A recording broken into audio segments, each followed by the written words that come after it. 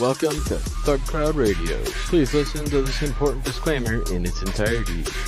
All participants of this ThugCrowd Radio episode are characters. None of the stories told during these episodes are based on facts, truth, or reality.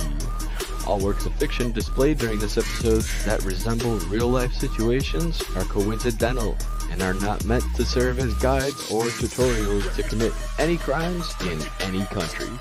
Please consult an attorney for local laws and regulations. And as always, trust your inner criminal.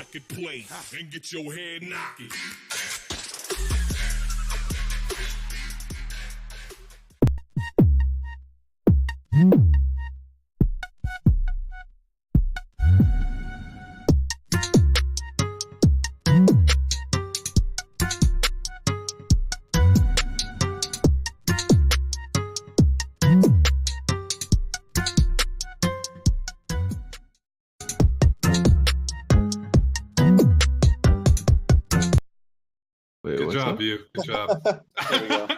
Hello. I love that Hi. just missing the button. I'm supposed to press entirely and just deafening everybody. So Hey. Hi, what's up? Hello. Welcome everybody. Welcome to ThugCrowd, episode 36. Going quite a while, eh? How many have What? you missed, you? I said they're going quite a while. How many have you missed? I was here last week. I only missed that one. I was taking a break, but I ended up doing a bunch of other stuff that I normally just would do. I think about for work. 26. But yeah. Oh, let me move pause. Yo, so yeah. How's everybody's weekend? Anyone do anything cool this past week, or any projects, bugs, weird things? I went to the smelly city of Philly, and I'll never go back. Did you get a cheesesteak? Bro, okay, a coworker asked me if I got a cheesesteak, and I said no, and he said, "Oh my fucking god, you're the greatest disappointment." I said, "Man, I'm not about the peppers though." You Sorry. should. You just asked for light saute, dude. You gotta get one of those. KiwiCon though, there was KiwiCon this Yeah, week. how was that? KiwiCon was amazing. Cannot recommend it enough. It was a really good time. A lot of really good people there. Really cool atmosphere. And dude, New Zealand in general is just a really kick-ass place to visit in general. So add some sprinkling of hacking on top of it. It's awesome. Sounds like That's fun. sick. Yeah, Some KiwiCon. pictures from it. There's a lot of like lasers and stuff and fire. KiwiCon Yeah. had like that. On KiwiCon 9, they had like this poster that was like Ash from Evil Dead with a keyboard. And it's like hackers don't give a shit about like just a big list of things that is amazing. If you haven't seen it, you should definitely show it to your company when you're trying to explain why a bug is bad. Yeah, that sounds good. It's very true, though. It just ties into what we're going to be talking about today, which I should bring that up. So today we are going to be going over some tabletop scenarios. That been in a company that does stuff like this. Tabletop scenarios are basically situations that you go through. You say what you would do. So Breaking up a bit. I feel like Yeah, okay. It's not just me. Oh, man. You're breaking up a little One bit, second. buddy. I'll be right back. All right. Anyway, So we're tabletop role playing. scenarios, I think they're real world scenarios. Ba-da-da. We're all gonna pitch angles. Nope, For hacking. We're gonna talk about like the size of the company because I feel like the response is different based on the size. It's not I about feel the like- size. You work It's at, about really. how you use it. It all kind of depends because the situations themselves. I mean, the ones that I've picked, which I picked a bunch, and I have something that's gonna put them up randomly. But the ones that I picked are kind of more general, and they don't necessarily. It doesn't matter like whether or not something is a huge company or a small company. A lot of these are very applicable to lots of situations. And yeah. they also are things that have that aren't just like, oh, you forgot your password. It's like most all of these things are pretty much attacker and defender oriented. So Right. we'll be able to I have a timer that we'll have set up for 10 minutes for us to discuss both the I guess the red and the blue team response to this, and how you would defend against something and how you would leverage this to go further and collect your bitcoins. Sweet. Hey, did you so two things. Do we have a tweet out from ThugCrowd for the show? And also, Oh, yeah. did we all lose our asses to Bitcoin today? Boy, oh boy. Let's Well, talk if about you that. invest in it, sure, but those who are living in the past with steam engines and gasoline, Sell, you pussies. We bought cheaper. Dude, it's at Crypto's on sale. 4,400. It's Black Friday. Crypto. Bitcoin's Oh. on sale. Yeah. Buy. 75% off. Oh my god. That's funny. The best of memes. So like Faith's not here? Who? Faith? Is he like begging I was for money? wondering. Yeah, I didn't. He said he was going to join. I didn't see him though. I'm sure he'll be around now. Sweet. You got some good exercises picked out though. Yeah, I picked the ones that are the most scary. I posted one as a preview in the general chat, which I'm not going to use because it's already out there. I want to make it as surprising as possible, even though these are public, but just go through them, in that way. But the one that I picked in there said, "Oh yeah, an example is this one," and then someone said, "Oh yeah, I had a panic attack looking at that." Jesus. It's the kind of thing that I really Excellent. want. So are we breaking it up into a panel? How's it gonna work tonight? So yeah, I mean, I guess we can, when we get to this point, we can just identify as which. You can even change our nicknames if you want to, as a bad guy or girl or defender, Person. whatever you want to do. But just try to do. I mean, it's gotta be more open-ended. I mean, I don't expect it to be anything formal. It'll just be kind of like us doing what we normally do, but just talking about stuff and being conscious of other people who might be a little bit softer spoken and you might not hear them when you're yelling about how you would leverage some faulty S3 bucket stuff. But yeah. I'm an expert at that now. I Yeah. just learned everything about this last week. So just make sure everyone changed your name. Yeah, can we go by like types of potato? I got Yukon Gold, Laura, Russet, Dibs on red. King Edward.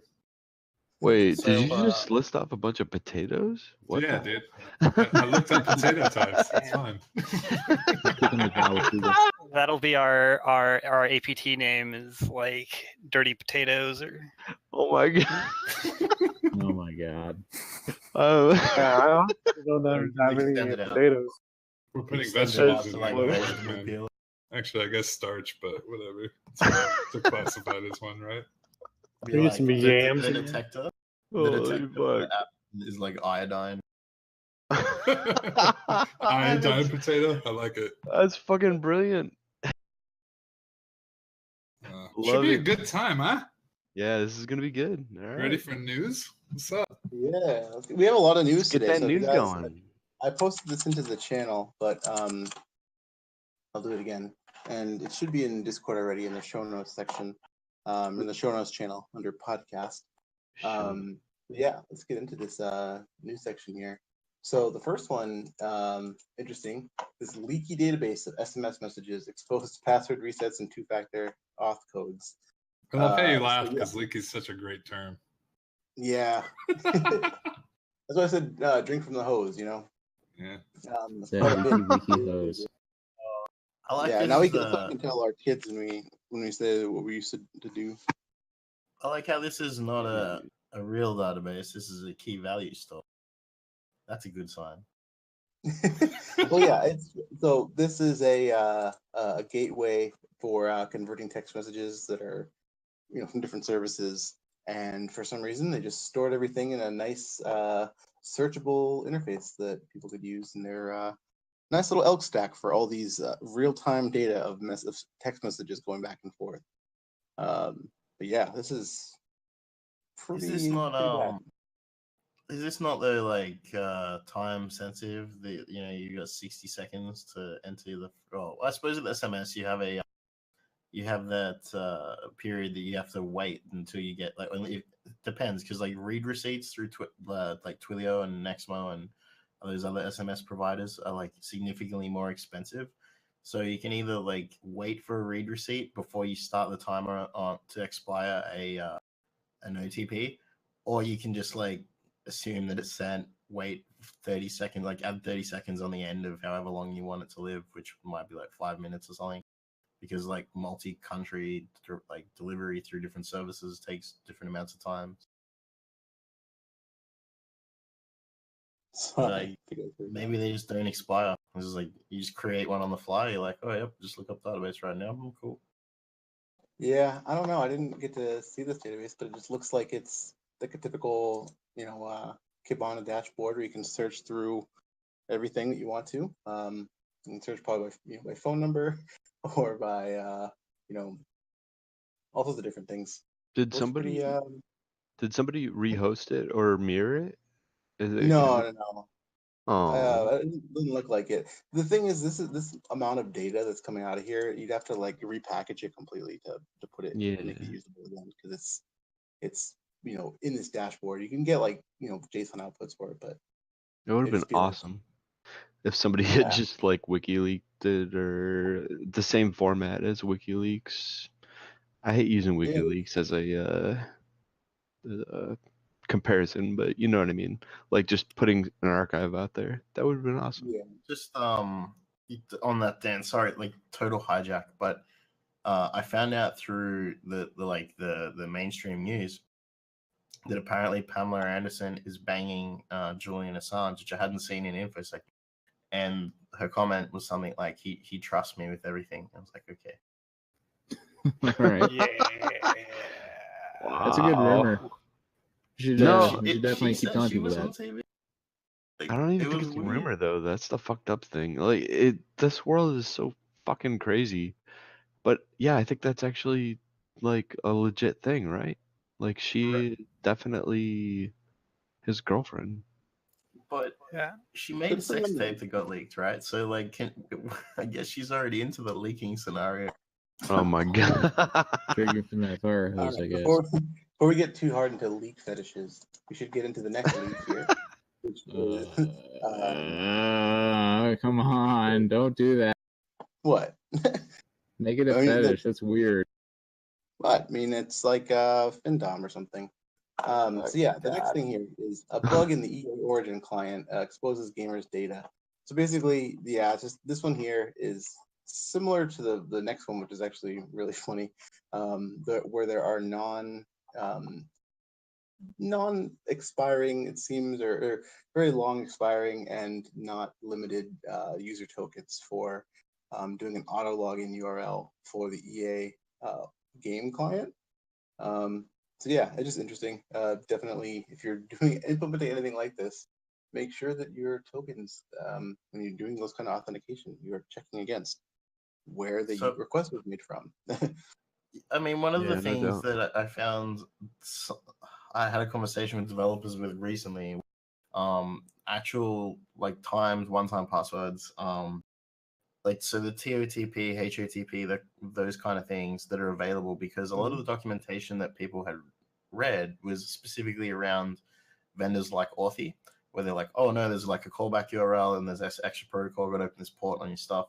And then there's like this other end of the scale where obviously this token is set once and then it's like stored probably in a SQLite thing and then forever used. Like, it's not, if you're a developer, it's not that hard to go read the spec for TOTP, find a library that isn't terrible and implement it. And then you could have like, TOTP built, you still have a secret somewhere, but you can expire it, you can copy it back, you can have like, if they don't log in within 6 months or 6 minutes, whatever there's plenty of ways to do this that is not horrible. Yeah. These are going over plain text too, because they're claiming that someone could grab it on Wi-Fi. Yep. Yeah. So it's just like a token that you can just take from the URL if you were able to see someone's history or see requests in any way. So yeah. Wait, the EA one or the next one? The EA one. EA The one. next one is even worse. I So know. actually, we should get into that one because that one's the appetizer. That one's the breadsticks. Yeah. The endless breadsticks of Love it. those kind of things here. So yeah, this one here is really interesting. Instagram accidentally reveals plain text passwords in URLs. And so now they have the download your data tool on Instagram, which allows you to download all of your pictures and DMs and everything, which is useful because you can't really, it's difficult to interact with it on a phone or on the web client because it's just weird segregation of actual things you can do. So it's cool that you can download everything there and just have it all archived. But apparently, the people who were doing this and downloaded their data, their passwords were just plain text in the URL of the download your data link, which I don't understand how that even becomes a feature. Like, Right. I feel like Right? it's like Instagram. Like, why would you not have a hash table? Like, Can you imagine? Probably. Let's Think about that. Like, so think about where it came from, right? As a feature. we're going to be doing tabletops, right? And so just let's imagine for a few seconds here. Okay, we're in a room, we're in a meeting room, and we're going over this new feature we're going to release to our users. And yes, okay, now let's make sure that the password is in the URL and it's plain text, and we'll move on to the next thing. How the fuck do you not go, hey, hold on a second, guys? That thing where we put the password in the URL. Yeah, the best thing to look at would be like P @ cash W, the number of R, letter D. Dude, I would. I think they were instructed to do that because I've designed on many websites over 10 years and I've never done that. Like, you always store a table with the hashes. So to have a specific table with plain text passwords, that's like a design that someone told them to implement. I believe. Agree. Well, yeah. I mean, they Seems like an easy pass, right? They could be Yeah. taking the password and hashing it and comparing it later, but at some point, okay, you got a bunch of devs in a meeting room and they're all a bunch of newbies, and you're putting them on this like download your data project, right? They're not newbies. They're devs. No, just continue. indulge me.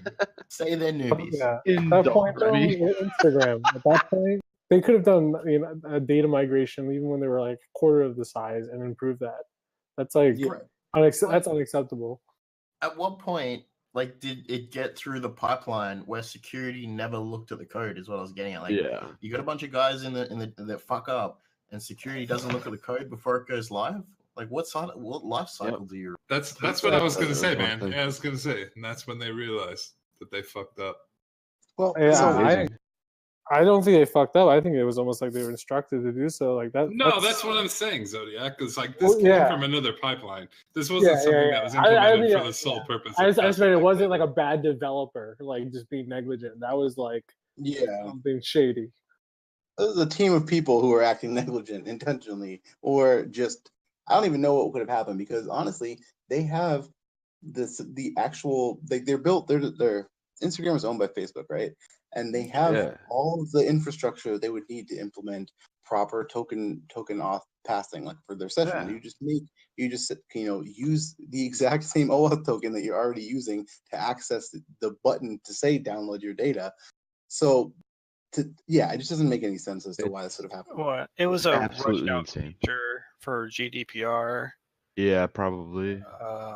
Is what like my guess is. Yeah, that's actually not a bad thought. It really comes down to this. Clearly, we have poisoned our water in the United States, and we're all fucked.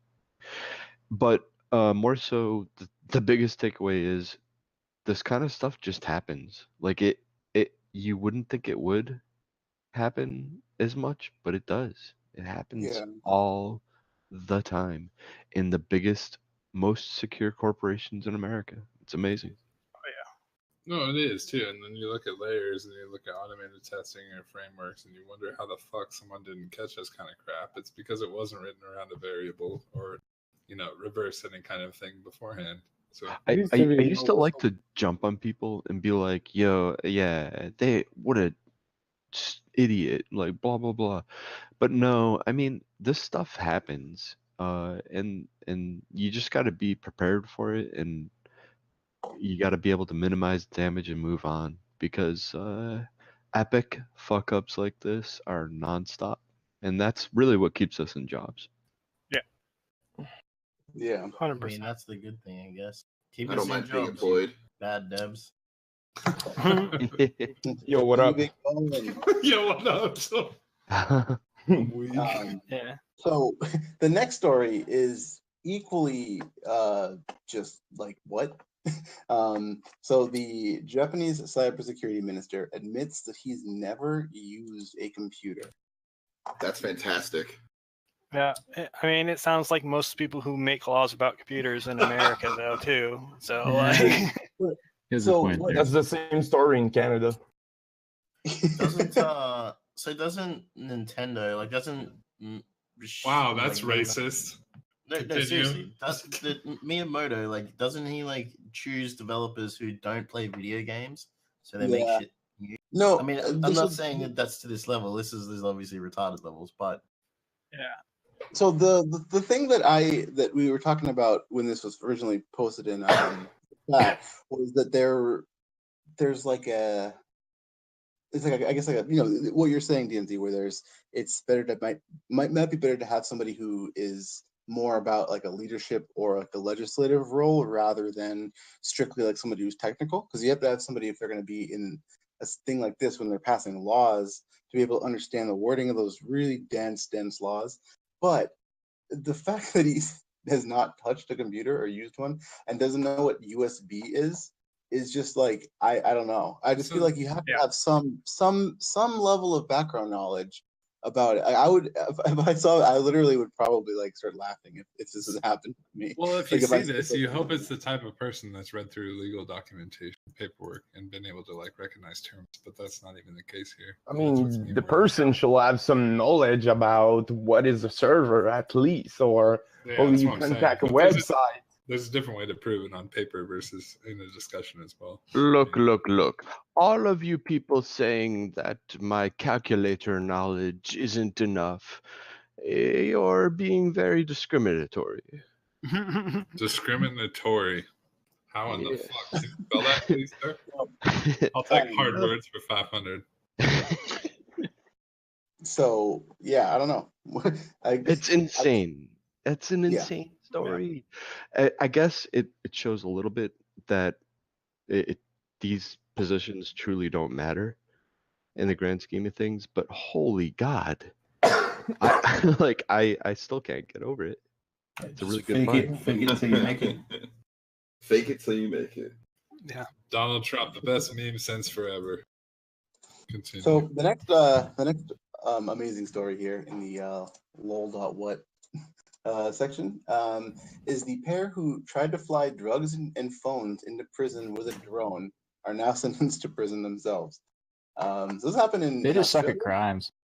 This is just it's like wow. Like you don't think that a prison would have security if they're flying a drone in? Like it's just I don't understand. Like they're there to monitor everything, you know. Yeah.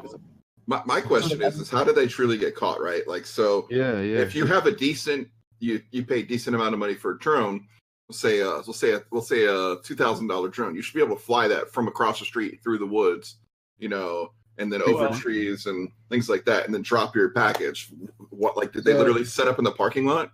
Agreed. So in the story, it actually says that they caught him actually walking away with the drone in hand. So they kind of put two and two together. Oh, so they would have gotten away with it then if they weren't if they had taken a few more precautions. That's amazing.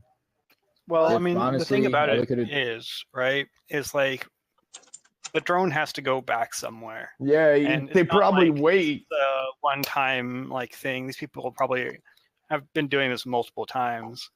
I don't know. Like, obviously, like, how long would they get away with it for if they're doing that? Like, longer. But the other thing is like it's just kind of lazy, right? Like, there's a tried and true tested method of getting things into jail, into prisons.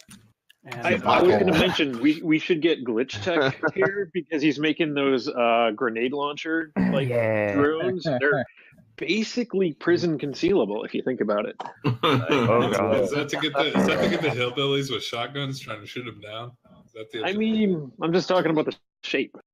I think the idea with those let's not go there. like the grenade launcher drones, I think, because they were used like the flare gun type ones were used to like do like recon with Wi-Fi and stuff as they flew over, and I think they weren't all that successful.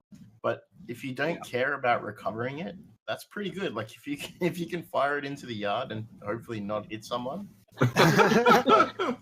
I'm with him on this one. They should have really actually just said those drones were pretty much like done after that. Sterilize yourself with them, not even get caught with them. Yeah, it definitely Sterilize depends. yourself with them?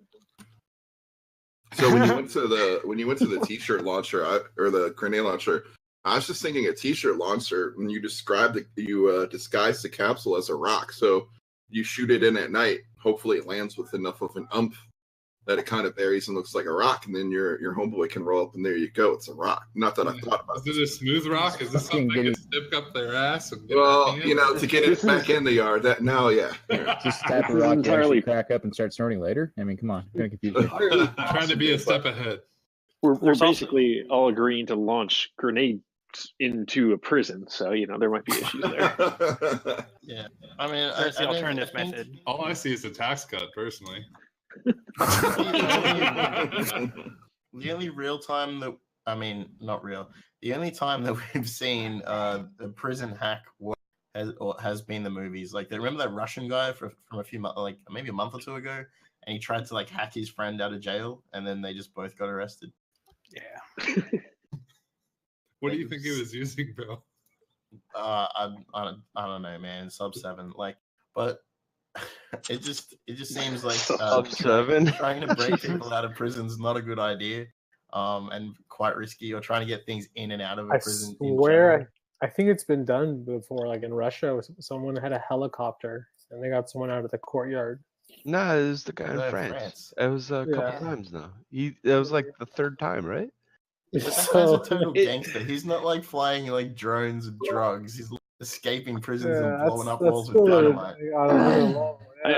That guy's my hero. He's great. I suspect that the assumptions we're making right now about security around prisons is probably a bit excessive. I mean, I know somebody who flew a helicopter over the top of a prison, and not a whole lot happened. They eventually found him, but nothing happened.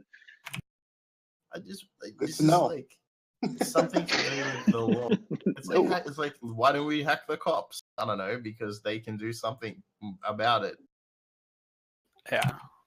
Yeah. I mean, also the situations, like, once again, we're not talking about the brightest criminals. Like, clearly they got caught. Clearly not. I mean, in America, I guess, I don't know about Australian prisons really, but in American prisons, I guess there's people around like LAX walking around with rifles and stuff. So if you saw a drone flying over a prison and you're a guard, wouldn't you just like shoot it down and be like, lol, like free clay target? Well, really? I would think if I was. Go ahead. If you think about it, a lot of prisons in America are like right next to people's communities. You don't necessarily want to start lobbing rounds into your neighbors. Yep. I would say, perhaps if I were to own my own prison, that I would use drones actually, within the prison to not just put vehicles to patrol the halls, but there you go. You have drones. You have drones patrolling for other drones. You have little miniature radar systems that are picking up those idiot drug dealer drones. Man. A room of nerds, man. They love RC cars too. KF is actually trying to solve these problems for the longest time. And his company that he was contracting through before, they were trying to solve pretty much like non-jamming methods to actually take down drones by using like the authentication on protocol. Yep. But imagine middle of the night, 500 feet above the prison, drone. Nobody's going to see it. If it drops a payload into the yard, nobody's going to see it. We've had people on this podcast that make products specifically for perimeter drone shielding. Yep. And that's the future. I think like airports and stuff in the future will have no drone zone. Consumer drones just won't work, and modified hack stuff, if you try it, that'll be an even more serious crime. because they've spent all this Bro. money on the drone perimeter. I'm ready for So- City 17. Let's do it, boys. Let's get it. But I think Did you guys that see all brings the up a good drones? point of intent.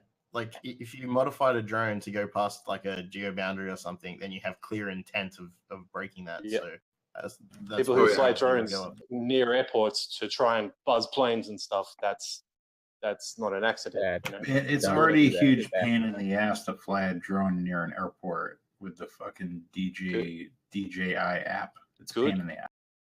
Should be. Good. Just saying. Like it takes. How do you like, know? Is this a 15 POC minutes. you've got going now, Pike? Yeah, Wait, you what? clearly What are you tried it. What are we talking about? Really. All right, we should get to the next story real quick before we get to the Homeland Security Twitch account appears in our chat. Sorry, I was trying to open up this being really slow and I wasn't sure why, so it kind of trailed off there. So yeah, the next one here is weird. I'm trying to understand because I forgot that the Julian Assange got arrested, but apparently like there's somebody had accidentally put something in a document saying that like revealing that he was getting arrested and that they were trying to, it was basically like it's like a whole like scheme to bring down a bunch of people, but it was revealed in another document that like shouldn't have been. And someone just pasted saying like, oh yeah, these records will need to remain sealed until Assange is arrested, but that's the record that should have been sealed. And it's just funny that it says, you know, they made this attorney urged the judge. I almost said Jurge to urge. Urged the judge to keep the indictment. And then I heard my good. That was good. George, I'm innocent. Way to ruin whatever you were saying by turning everyone on in the chat. Jerker George. The George. But yeah, so it's I don't know. We still don't know, I guess, what Julian Assange has actually been formally charged on. I don't know. Interesting. It was like sex by surprise, right? He the charge. Animal endangerment. He probably. I think it was something to do with like not wearing a condom with like in a country where like with like consent is like part of that, and like I thought that was all over. I thought that stuff was over. The stuff that he's currently being indicted for is probably way related. more. Oh yeah, I think it's related to This is Russia. referring to this like Yeah. lifetime in jail stuff. Yeah. Yeah, no, that sexual shit's been dropped for a while. Right. Nobody currently knows what he's being charged with. There's no allegations. Are there any charges currently? Well, it's sealed. Yeah. Nobody knows. There's been a lot of journalists saying, hey, this is horrible. It's a bad precedent for journalism. But none of them know what the fuck he's been charged with, so they can't say that. Yeah. This doesn't look like a typo to me. Like the legalese in these documents, you'd have to go out of your way to put the word Assange in there to replace like defendant, complainant, all that kind of legal mumbo jumbo they use. It's a weird idea. like, you that's bring the up job charges of a and legal you person, seal them, right? so you don't even know what they are. So are you saying it may be a intentional mistake? A limited hangout. That's what I'm saying. Yeah. Shot across the bow. Interesting. I think there's so much bullshit around WikiLeaks and people like being focused on it. Like the whole hacktivism thing, I guess, has most people who are quote hacktivists run and like they just follow on WikiLeaks every day, and I think people are hard at like actually doing computer stuff are like busy doing like real computers. I don't know. Bro, it's like, yeah, all right, we know where all the AWS data centers are. It's like, yeah, all right, go ahead, walk in there. I'd fucking dare you. Like, honest to God, you'd be a fucking idiot. There's no way. There's a lot of the Assange WikiLeaks stuff is all propaganda from both sides, is what I'm saying. And there's a lot of people who are busy focused on that as a problem, as opposed to the problems that maybe that WikiLeaks are leaking, or like things. There's a lot of other aspects that are being missed because the people who care so much about it are totally engrossed in the media story. Turn up the background noise and squelch it out. It seems like that's a lot of that happening. You see that video they posted, WikiLeaks Twitter? It was like Trump saying WikiLeaks like 300 times. WikiLeaks. Pamela Anderson. WikiLeaks. Dude, that's Trump a is- mouse in South Park. That's all I know it as. That was the first time it was introduced, man. It was WikiLeaks. Just like if they were trying to drag the attention to it. Banging Pamela Anderson. I mean, come Well, on. there's I think the official aura of protection from the old boys has kind of been lifted from Julian now. I don't know why. Like, I don't know what's going on behind the scenes, but I know that our prime minister at the moment here has spoken to Trump about him and basically said, "We don't give a shit about that guy. Do what you like." Yeah, Julian's fine. He's so paranoid. It's weird, to be honest. Like if you look into him and what his practices are, it's fucking awkward, man. Yeah, he must have some really big. Shit to hide. Yep, he's got a lot of skeletons. It's a big closet. Walking. Right. Let's get on to the next story here, so we don't spend too much time on Assange here. But this is pretty funny. It reminds me of a lot of funny things that we've done and shared with each other. So it's Kitten of Doom, why you should patch Skype for Business immediately. And so basically there's a DOS bug when you send about 800 kitten emojis. Does anyone like the fact that it's a black cat? Just saying. It's great because these kind of bugs are pretty common, I feel, for especially with like emojis and any Unicode. Actually, remember Hermit found a bug that DOSed an entire Azure instance with like a bunch of emojis. That kind of stuff is just like you're just sending emojis. That's my favorite thing to fuzz with.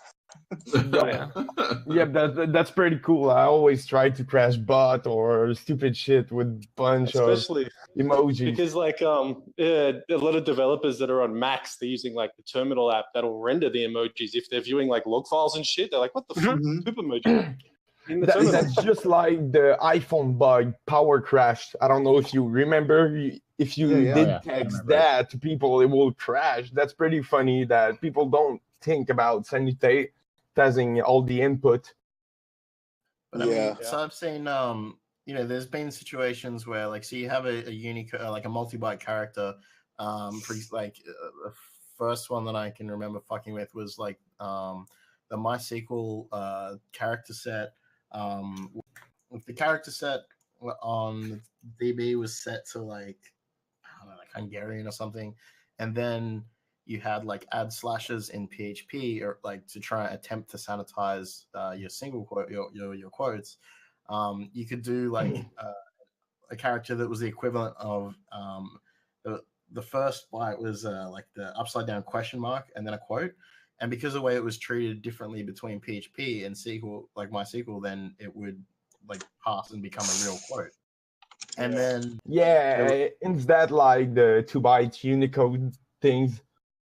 The same thing happened in Node recently, where they treated a string event, it got typecasted, not real types, but whatever, into a buffer, so that when it was read later, multi-byte was passed byte by byte rather than character by character, and again, same fucking problem. This has been such a Sorry. So, do you want to talk about NPM? No. Fair enough. Such a common class of bugs that the custom Unicode iterator as a fuzzing feature in Birth was added in like version 0.1 or something in like 2004, because we were finding like we were just iterating through random blobs of % random, %random, %random, just throwing it in every header we could on like IIS5, and it would just crash continuously. It's like in Hashcat as well. There's the whatever the character, when you're doing a brute force like iteration, there's, instead of selecting like all lowercase or all uppercase, there's like 0 through FF for each byte as well. Yeah. Which will then you got to chain them together. Yeah. Yeah. Right. Yeah. and use your So it's like mutations the and all that actual brute force space is big, but it's not that big. Like it's theoretically possible to just fire fuckloads of potential Unicode characters and stuff constantly. Yeah. Wait for it to die, and eventually it will. Oh yeah. So the next one here, we had a lot of talk about this in Discord and on Twitter. There's the Hackaday article about this, but there's also the Motherboard article as well about building a Stingray with a Raspberry Pi. Boom. Clickbait. Clickbait. Total clickbait. Yeah. So, yeah, I wanted to get your perspective on this actually, Theoretically. because you had discussed this as well as DNZ and some others, but do you want to tell us why this is clickbait? Yep. So more or less, this is just taking previous experience of people who did GNU Radio, GSM blocks and stuff like that, and it's talking about actually just doing passive GSM protocol scanning. So what you can do is set up an SDR, and just tune in to either an uplink or downlink, and you can actually use GNU Radio to actually decode the GSM packets and kind of take a look at what's going on. However, there's parts of the GSM protocol that are actually happening in open air, kind of similar to how Bluetooth can actually set a pin in open air to actually set up the encryption. GSM will do an MZ attach, if I remember this correctly. And what happens is it's kind of going to a base station, so your mobile subscriber or your cell phone go like, oh, hey, I want to go ahead and connect to you. So they'll send its IMSI over part of that handshake, and that's happening all in plain text. And the French dude, I just forgot his name, but I can look it back at later. He actually weaponized that to actually start creating a log of any IMSIs that he can actually just scrape out of thin air. But more or less, all that previous work's been done before, and this guy's like, oh, we're just going to put it on a Raspberry Pi and create problems, I guess. Yeah. I mean, you could put Hashcat on a Raspberry Pi, but that doesn't mean it's a good idea. Like you could prove that you Yeah. I can install Metasploit on a Raspberry Pi and then create absolutely. But I think as well, that's what I thought when I saw the headline. I think we were talking about as well. There was like a previous Hackaday article, which is ironic that it's from the same website, where they were talking about capturing the length of GSM spectrums using multiple SDRs and syncing the clocks. And there's like a how-to on how to like take two SDRs and solder the clocks, like remove an oscillator and solder it together.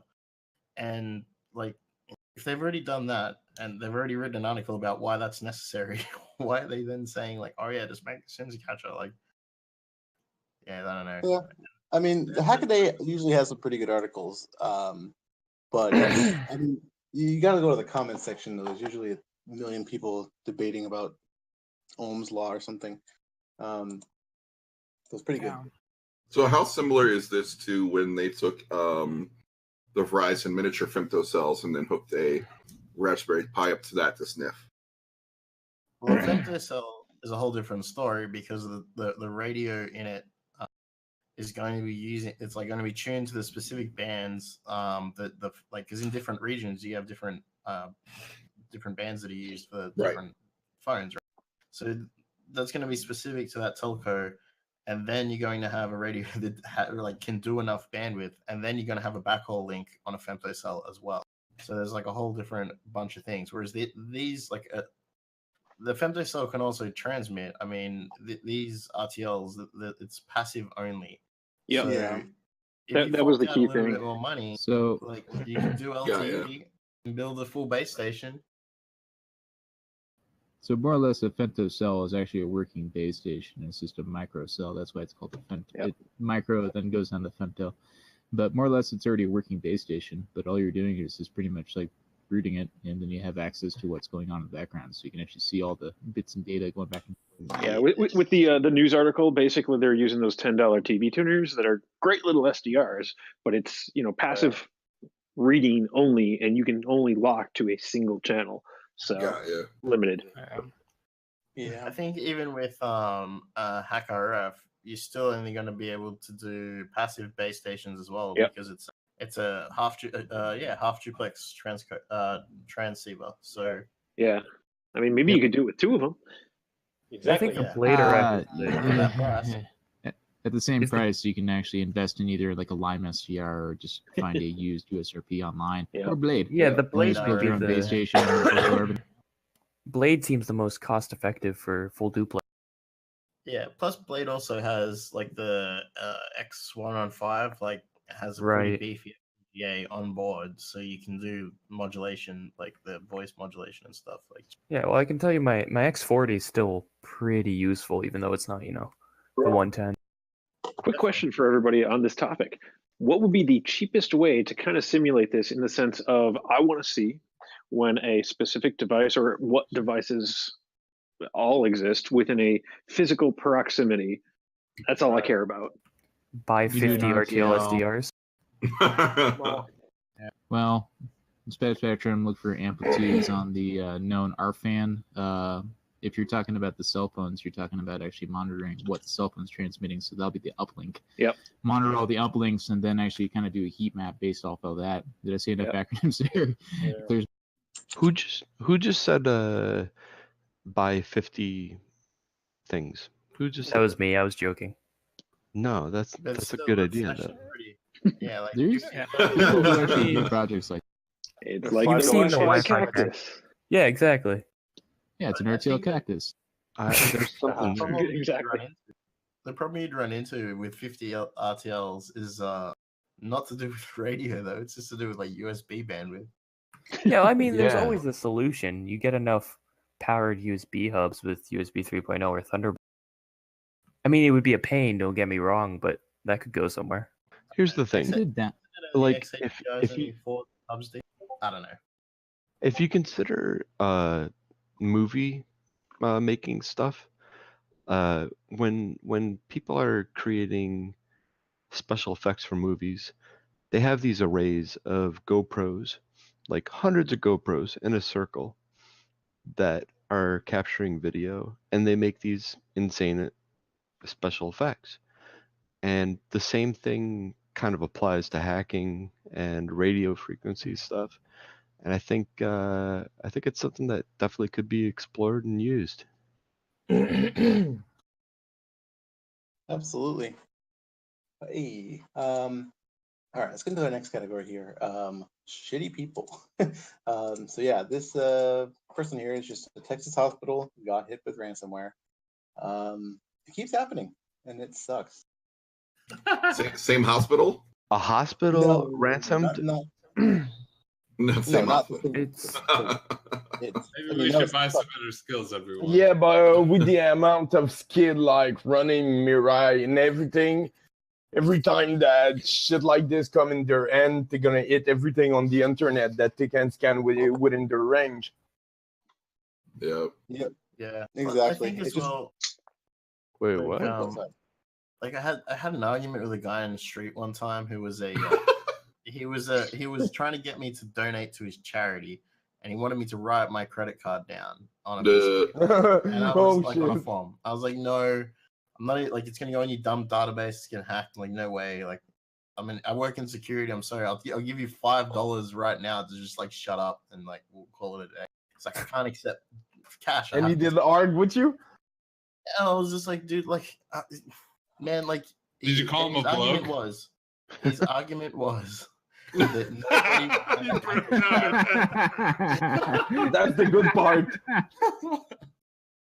What was his argument? I'm sorry. I don't know. Maybe I had charity. Like, you guys have has anyone seen someone get yelled at for wearing one of those shirts? Yes.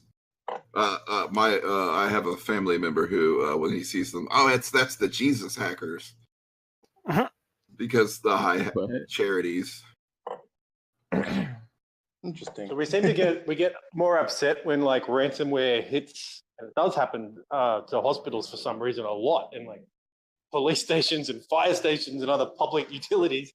Don't get upset though. I'm gonna think about it. That's the frustrating part of it, man. People are fucking dumb. I'm gonna put it out there. Like, I know there's black hats that are listening to this, and here it is. If you fucking ransom a hospital, you're a piece of shit, and you should get fucked for that. Stop it. Like, hospitals are off limits. Remember when you pseudo for the first time, with great power come responsibility. I mean, is it any better if someone ransomware? If you ransomware like some random old lady in her house, Is that ethical compared to ransomware in a hospital? Like, that's unethical, ransomware in hospitals. I mean, without being ethical, it's just having like some shit like, how do you say that? Like, you don't do that. That's just stupid. Without being like ethical, if you have morals and everything, you just don't do that. Well, I would argue that ransomware have zero moral, zero ethics, zero morals. They're just thieves. Yeah. That's why they're bottom of the fucking pyramid. The bottom of the hacking world is the But cons and the scammers. what and about the their thieves. responsibility to protect us, though? But it's so easy to discount people as saying that they don't have any morals, and they do though. There's a but level some of people degree. do it for different reason. Like Right. either you do it for the money, or you did learn because you did love it.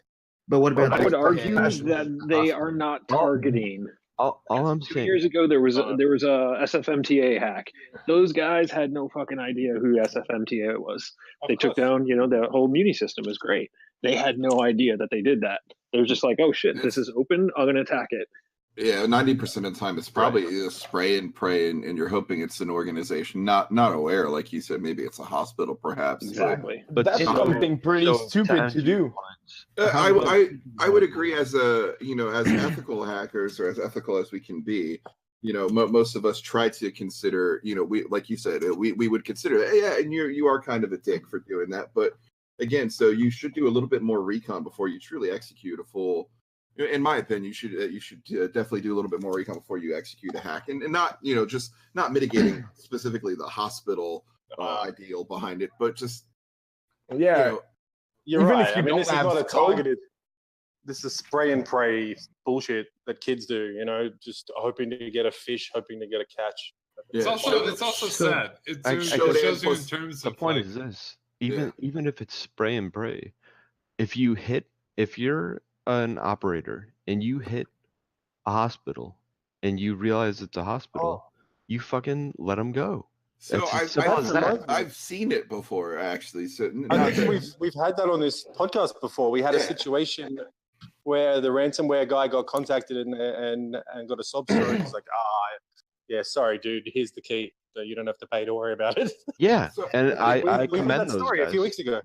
I commend those guys. Those that's good. Excuse me, do you have morals? No, then you shouldn't be hacking. I think that's Here's a future story coming up. If you don't know, I think we've mentioned it before. Australia's moving to a singular database thing called My Health Record, and it's terrible. You can opt out of it if you haven't opted out already. Start opting out now. But it's going to get owned, right? And it's going to get owned by someone doing for identity theft, like trying to get people's details for identity theft, obviously, or scripts or some sort of viral crime, right? Now, when the database gets dumped and it gets purchased online, I can guarantee it'll be on Have I Been Pwned.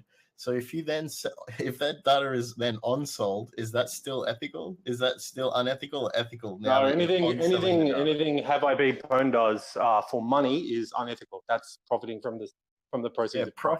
Profiting from the proceeds of crime. Absolutely, So there's no argument around ethical, it. Even most of companies do that anyway. I don't agree that it will get owned. First of all, name one massive Australian database that's ever been leaked anywhere. Crocodile Dundee. Woohoo! Serious? I'm 100% serious. We're fucking top of the game. I don't think fucking My Health Records are going to get owned by anybody. Right here, we're shooting snipes. We're getting ruse, Faith. Before we go next on ThugCrowd. What was the biggest leak of Australia? 1.3 million records or something like this? I remember. All right, we got to corral it back. Yeah, the next one here. The next one here is equally fucked up. I would say the Make-A-Wish Foundation that supports kids with cancer and families that are doing all sorts of hospice care, as well as doing nice things for kids who at their last request. Some dickhead did triple get in 2 bug and put a Monero miner on their site. No. Which obviously it sucks. You're like, God damn it! Why didn't you patch? Why didn't you patch the stupid Drupal update? Like, just do it. It's literally like 6 months ago. They made a wish for him, man. They bought it, so. Well, it's just if they donate to Monero, sure, let's go for it. Yeah, right. But it's definitely not for that. I mean, I would, it would be an example of something good if you could mine cryptocurrency for sick kids. Pretty nice.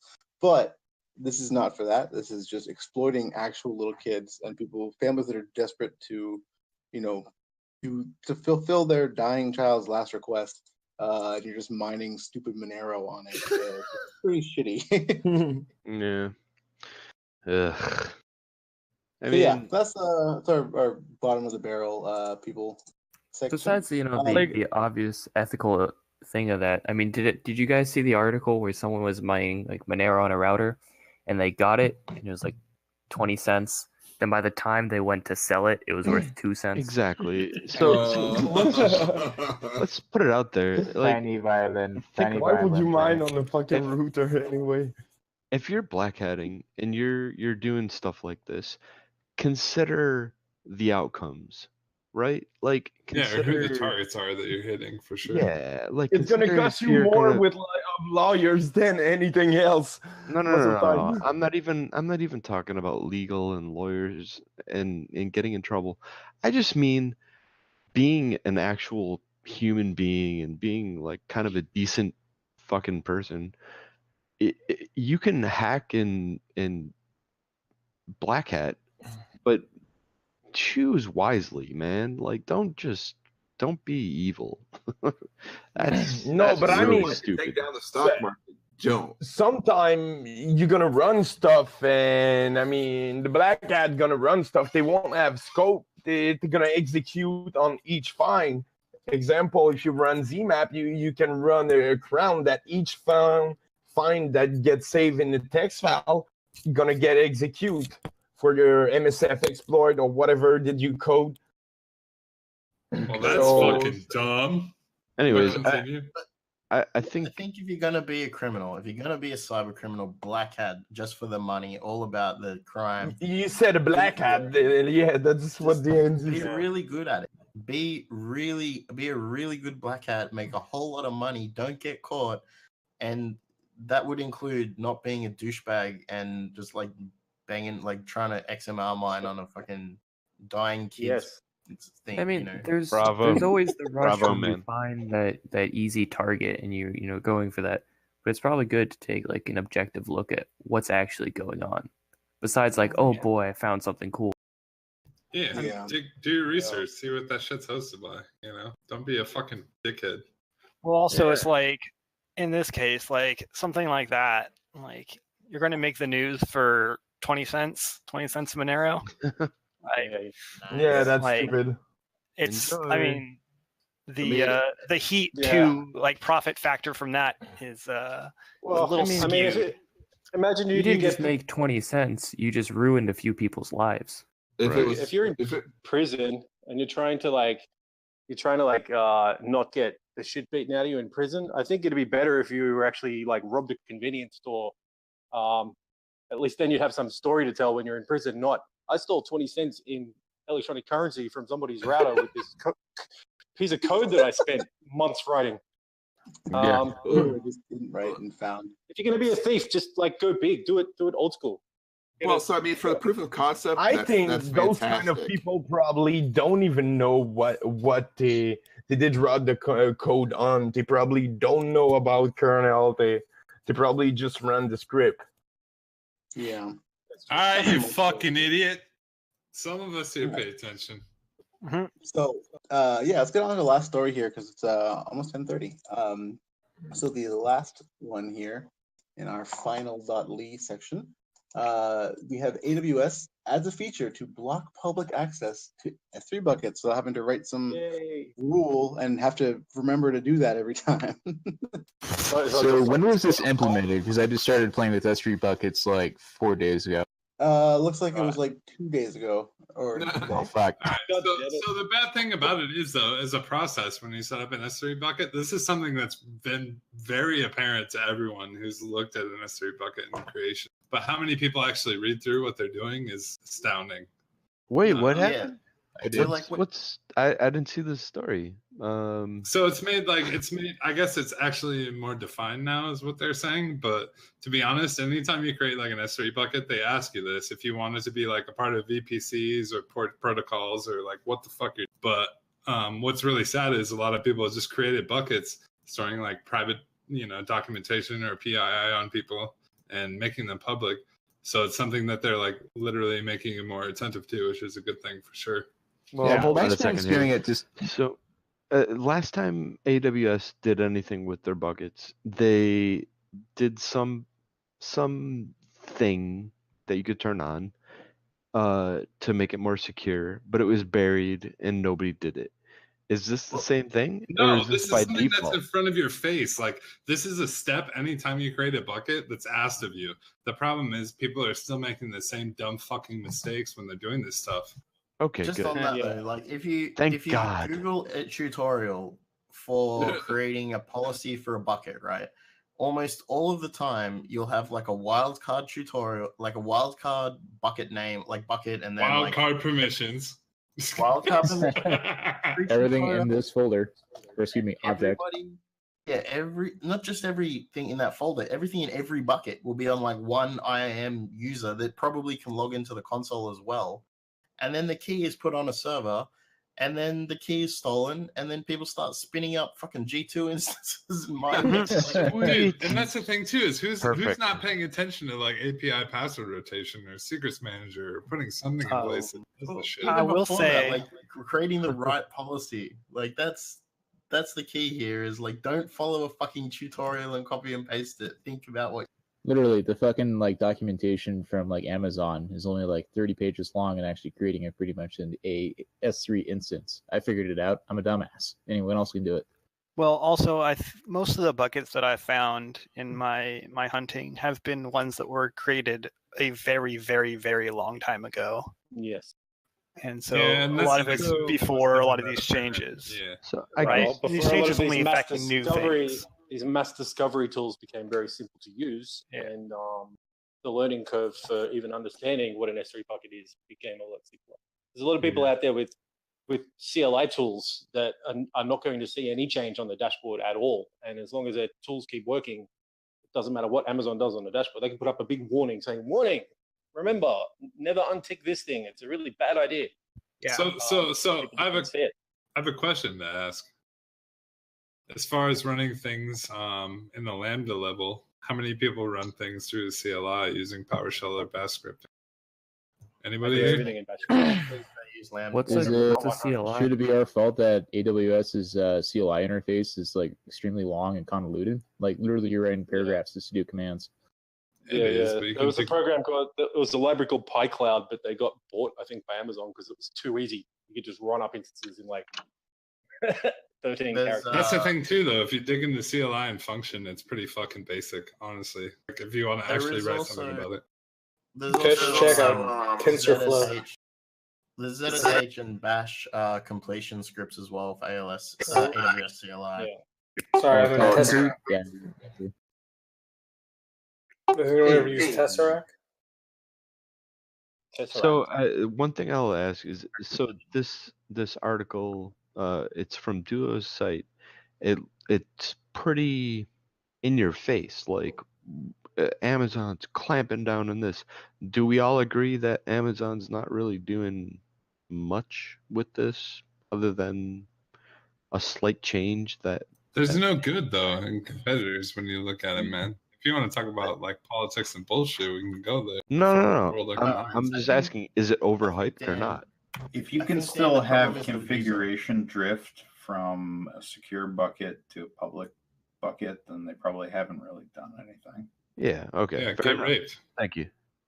I just think if the user is misconfiguring it, the user's misconfiguring it. Amazon can't do anything better. If the user fucks up, then Amazon can't really be responsible for like checking people's memcached and Redis.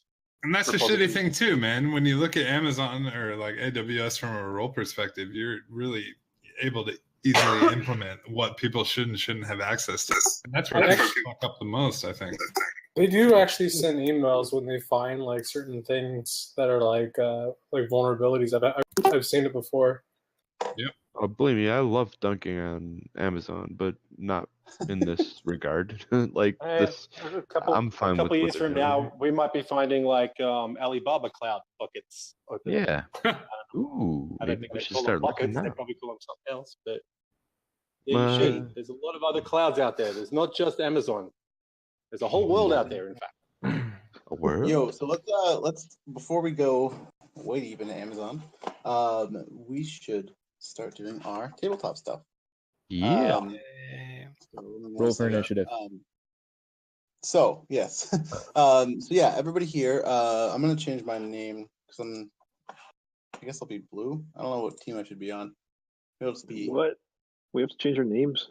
No, you don't have to. But obviously, you can if you want to. If you want to identify yourself as. You can somebody- also slash Nick. You don't Please have to be change. a type his of word. potato. Thank you. Yes. Oh yeah, the potatoes. I don't want to change my name.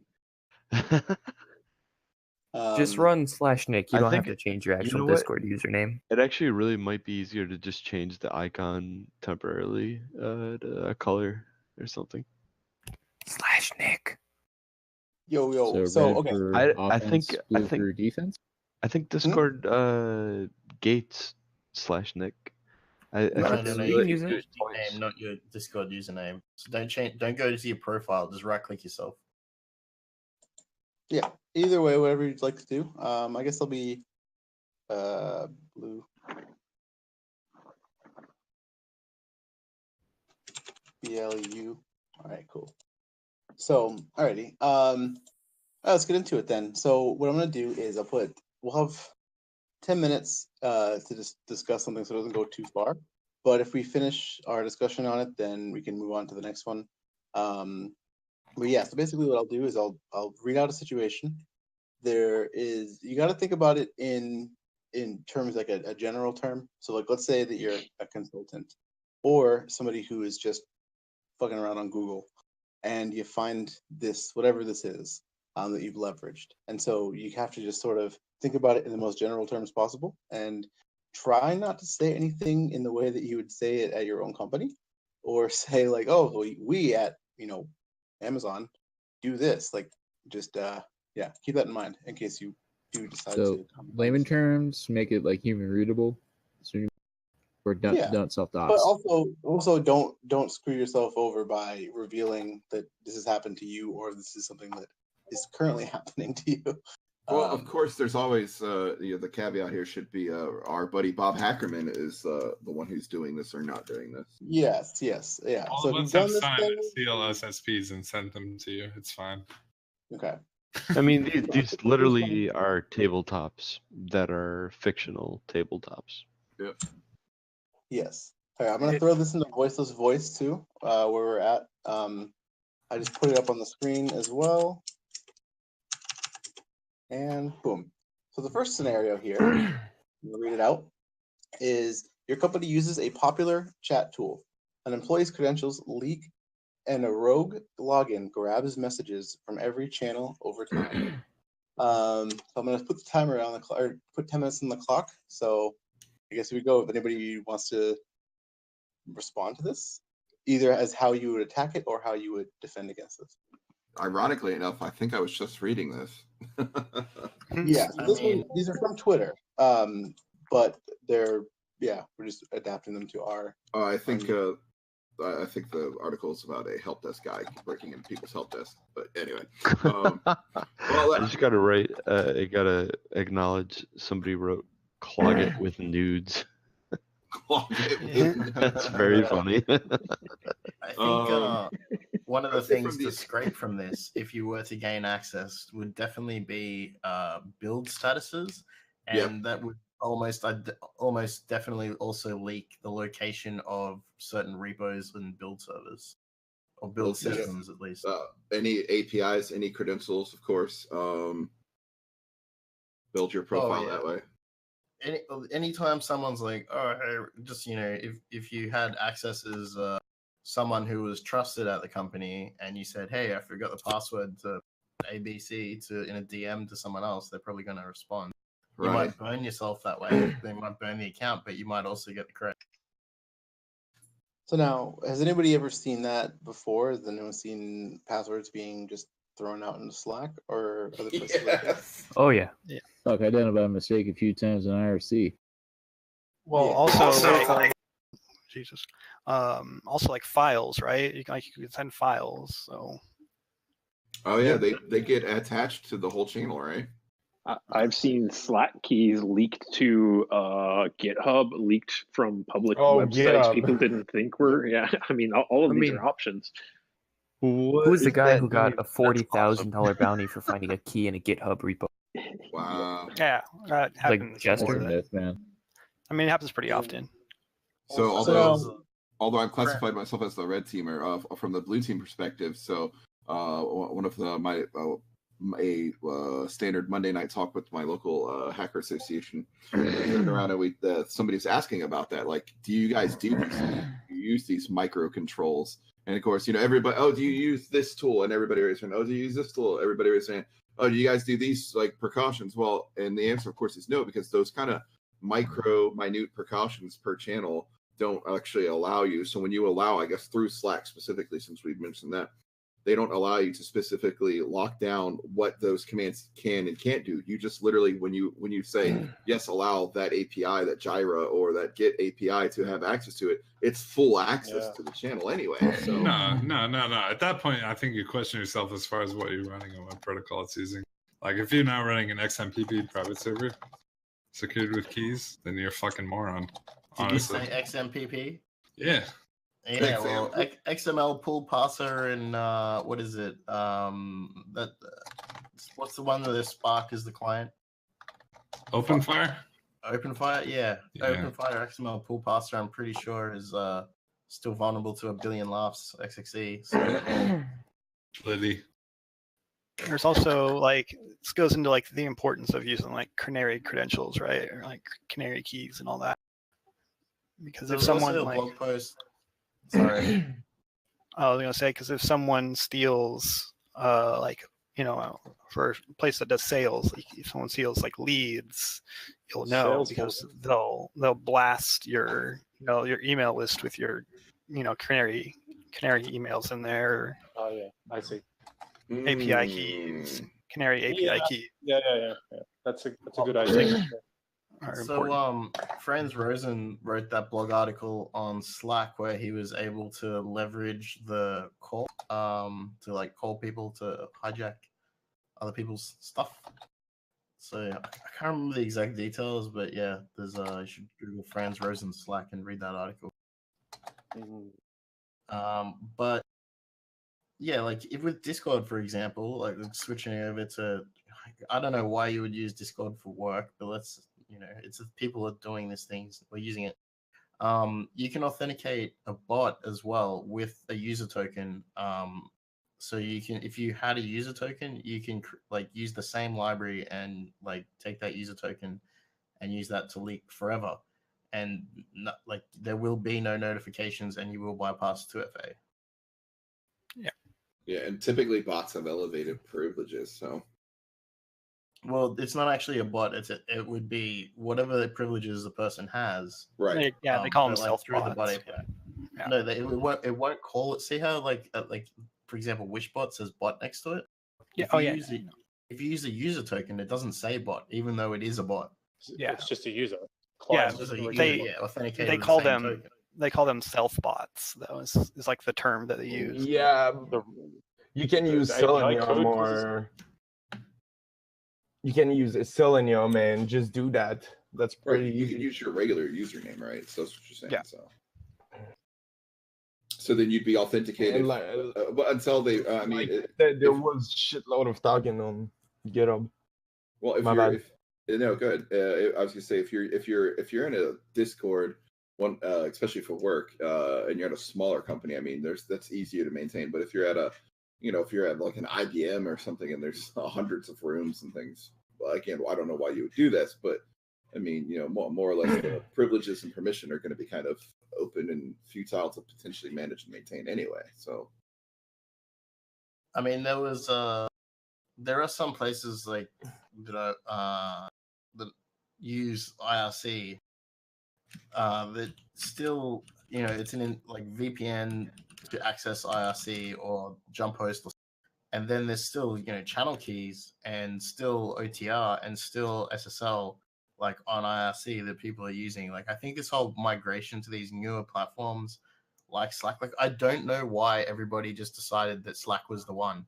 Like there was before that there was like Flowdoc and some other ones that were around, but I'm not sure why everyone gravitated towards these huge fuck off Electron apps when they're effectively doing the same thing as IRC. Google Wave.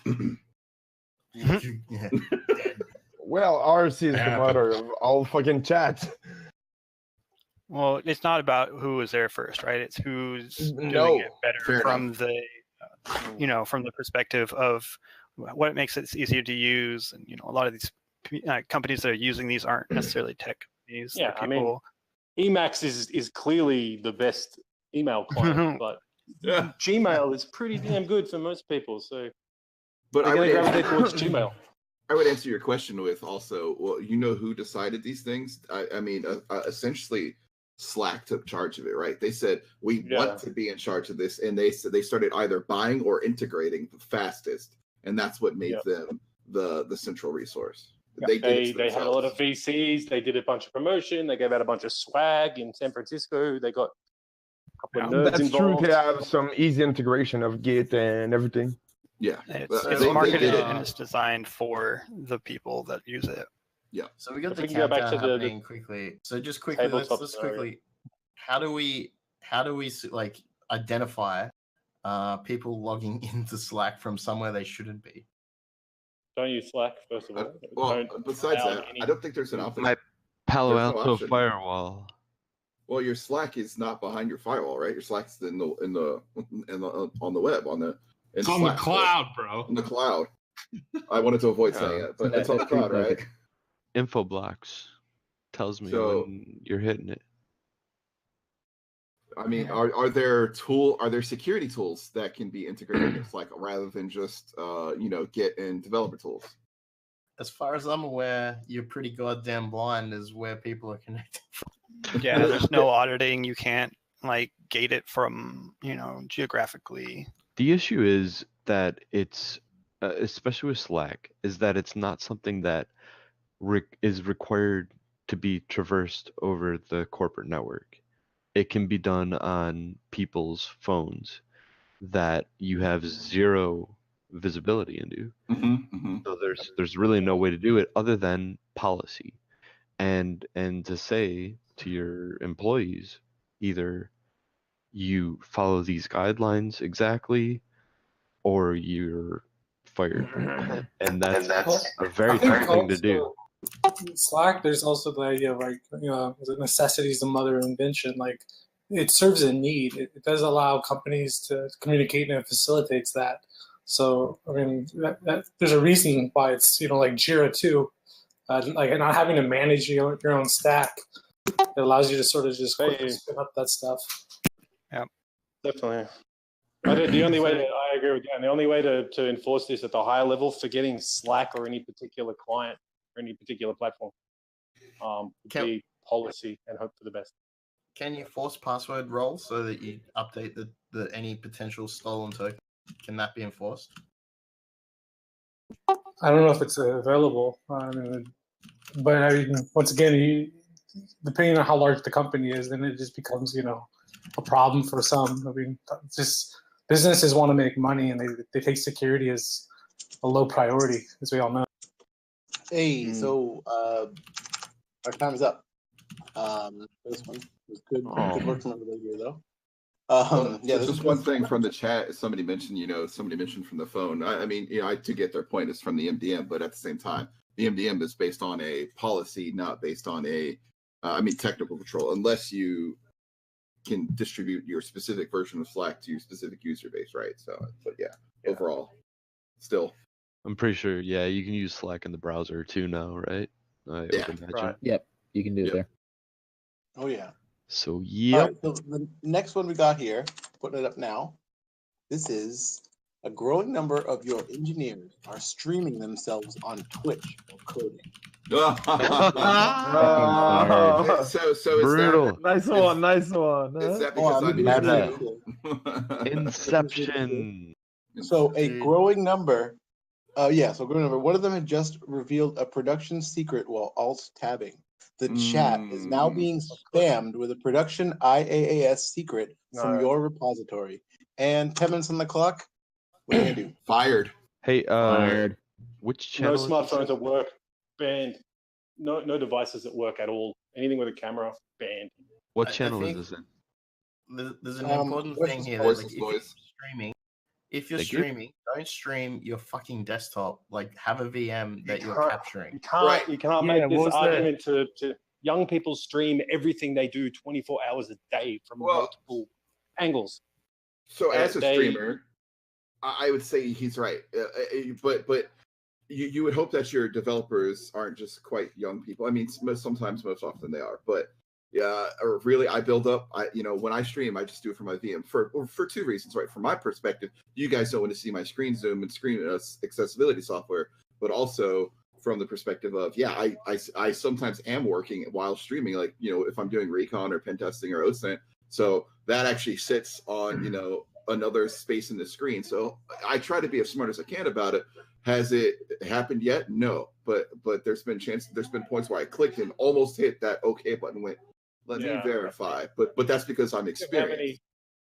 How many memes are out there, like still frame captures of news reports or something, where it shows just in the background like a sticker on someone's monitor that says admin password is blah.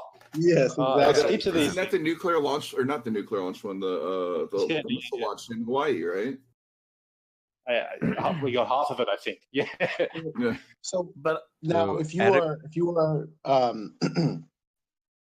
trying to defend against this, what is the adequate block training? RTMP? Adequate No training. RTMP outbound. Well, no. It's not about that. It's like if you have an training AWS secret key, minus the training. Yeah, I know. If your people keys are are allowed to getting bring their own leaked right now, devices. Yeah. If people it's are not allowed about to bring their own devices or devices. anything. If there's a chat full of like 16-year-olds that have your AWS root credentials, what are you going to do immediately after that? Change your root credentials. Change your root credentials. Change your root credentials. Fair enough. Yeah. Change your root credentials now. It would be. I would say terminate the stream. View roll logs. credentials. Yeah. Terminate stream. Roll credentials. And then definitely look at the logs. Make sure since it was revealed, what has popped up, and then maybe even monitor. You guys are. I think you guys are thinking of this as though the developer's running the Twitch app on their work desktop at the office. Exactly. Yes. And yes. that's in an ideal world, you would have that. That's would be how it works. But what I'm saying is, if they've got like an iPad right next to them, pointing at the screen, and they're streaming to like Big O Live instant group chat to 50,000 Indonesian guys, how would you have any knowledge or control over that at all? It's impossible. That's a different scenario. You would also report that and be like, hey, sorry, the entire Twitch chat was spamming our account keys because they saw it on accident because my Sublime text had it open, like something like that. Like, that's a pretty hard thing to also want to own up to as well. That's a really. Here's another thing. Like, why, if you're deving right at all, why are you deving with prod keys? Like, should you not have like? Should you not be in your own dev sandbox? Like, why do people SSH use root? Well, again, that's a policy. I mean, you should restrict your connection, only allowing some IPs, get some key. Let's talk about the reason that they're streaming to begin with. It's for popularity and for ego, right? And so if you're not seeking attention in this way, you're not going to be vulnerable to it. But there are people that just vlog their entire lives with zero audience. But that's all day. Such as me.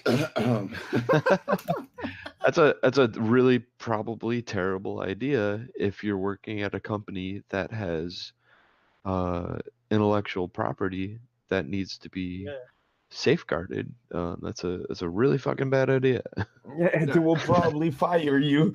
Right. To know that. Like, if you are working at a company with sensitive property, and then there needs to be policy around BYOD.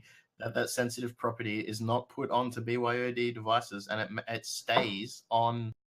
One of the things that we previously implemented was we had like what are they like Nux? You know those little mini PCs or whatever, and they were like dual core machines, 8 gig of RAM, running a version of Nix that was locked down pretty hard. The users didn't have root, and they can dev from there. Like you don't bring your laptop in, you don't work, you just come to work, use your work computer, and you go the fuck home. Like you That's can't pretty install. cool. That's a good you know, setup. That's a really good setup. And That's policy. again, you know, besides the policy in place, absolutely, you know, again, doing this stuff from home, from my machine, also streaming from my machine, you know, as one of the people in here who also does, you know, streaming for Hack the Box and everything else that I've done. Like, yeah, I've definitely made it clear, like, you know, being smart myself, because I think about these kind of issues specifically. That's why my blind hacker background is specifically on all the blind hacker machines. When I'm doing work, I've changed the background to all work like logos and stuff. So to me, doing that. But yeah, if I was in a system where I was like talking about one of the things that I'm developing, like say, hey, I have this, I've been custom rolling some Kali Linux stuff, and all of a sudden my code is up there with my actual rolled password or root password that is rolled out to each device. You know, again, that's unfortunate for me, but you know, as the, you know, and now as someone who has to go on the defensive, I would immediately, as stated, change password is the first thing you got to do. Secondly, maybe monitor any of my SSH connections that people might know are public from my stream. You know, meaning, hey, I've used some VPSs in the past. Make sure those VPSs, if they have the same password, you know, I'm going to go change those. You know, I have to now roll out my own policy. I think First of all, on SSL, on SSL, you should use port knocking. First of all, people should not know which port you're contacting. You should not log from root. And like when I was working for Devolution, we had a proxy and SSL gateway to use. No one can connect to the dev server, which is not even the host. The dev server is a virtual box, and you need to transfer your shit with NFS when you in it. So at most, I think that's a good idea, but it doesn't scale for large corporations. Using exotic things like port knocking, it's just not feasible at a large corporation. One thing that that's what Ubisoft do in Montreal. It is possible. I've only seen it a couple of times. It's like the Deutsche Banks of the world are super Nazi about security, but the rest of them are. I mean, port knocking, once it's set up with your IP table and you got a decent config in your dot file, you just connect as usual. But I think if you're using like a jump host, right, and then and at that point you're able, if everybody is using a jump host like an SSH box, at that point you can cut off, you know, rogue connections to that account. You can lock that account in that box, kill any active session. Lol, like that's you can even have rules and shit emailed to you directly. I mean, have ground for. Don't get me mixed How would you up. attack it? Go ahead. Saying we have 2 minutes left, or less than 2 minutes. How would you attack this? What would you do if you found somebody who had a key being spammed into chat? Oh yeah, I think the blind hacker had a good one. Shut the fuck up about it. Exploit it as quickly as possible and make it right now. Yeah. Oh, what would you do Basically, as a you change attacker? the shit out of the bash configuration as soon as possible. Mint accounts, brand new accounts, and be ready for this account to be killed off. Yeah, but what if pull down as much the as you can, right? Like you can do like code analysis on whatever they're running in production and find, you know, exploits other places. Quickly recompile their kernel with a backdoor. Duh. Yeah, but that's why gpassword. Sorry, DNZ. I was gonna say harvest everybody else's account if it is a jump host. Like lol, get you know, if this one's gonna die, take all the rest of them. Yeah. Yeah, disable that dev account. If you can access etc group password and everything, you grab all those files with SCP as soon possible. Probably drop a phishing link too, like lace link Yeah. Pentasol Lab actually just threw a good comment in as well, like no shell on the jumper. Yeah. What is that? Yeah, you put most of shit been false. Yeah, No user estimate, no login and stuff. Like. Oh yeah. All right, that's time. All right, good guys. That's a pretty realistic scenario. I feel like Hey. with more people sharing things. Hey, you. I'm wondering what's up? if is there a way for you to get a counter for the amount of people that have been fired in each scenario? Yeah. We'll do that too. All So right. Well, far- I'll do it while I'm setting up the next one. I'll put it into the voiceless voice. Click like on the tweet if you for each scenario if you have been fired, and retweet if you have not. Alrighty. So the next one here is similar to what we were saying before about CI/CD stuff, and that is this. Due to a botched CI/CD script, complete source code exposure in production, and 10 minutes on the clock. What's up? Quit. So I wrote a tool that did this through LFIs and stuff ages ago. Retrieve like open Git repos, like using LFIs and regex, and LOL money. Like once you get that, like that is shit. gold mine. It is a fucking gold mine. If you can get the source code to something you want to, you instantly turn a black box into a white box, and it's This is how Shubs and Naffy's asset note tool makes its money, right? Is accidentally exposed Git instances, source code repositories that are just temporarily online at targetcorp.com for a briefest moment, and they snatch it. Yep. I mean, it's, once you have access to the source code as well, if you take a whole Git repo and you now know where it is, if you have credentials to that as well, which you might have because they're probably in the repo in this type of scenario. Say you did have access to CI/CD, that's when you backdoor the repo, use the repo's next build to pop the CI/CD, and then backdoor the CI/CD so that you can inject code at build time and then push to production later. Well, all right, so we're staying on the red side right now. So yeah, we're backdooring it, and then what else are we doing to make sure that it's obfuscated, right? Yeah, I mean, how many people check their Jenkins instances aren't owned? Well, no. Yeah, I mean, that's a really big thing. People find public ones all the time. How else would you hide it? I don't know. It's a little risky. People do code reviews of like a release. But if you clone a repo, you don't clone Git hooks.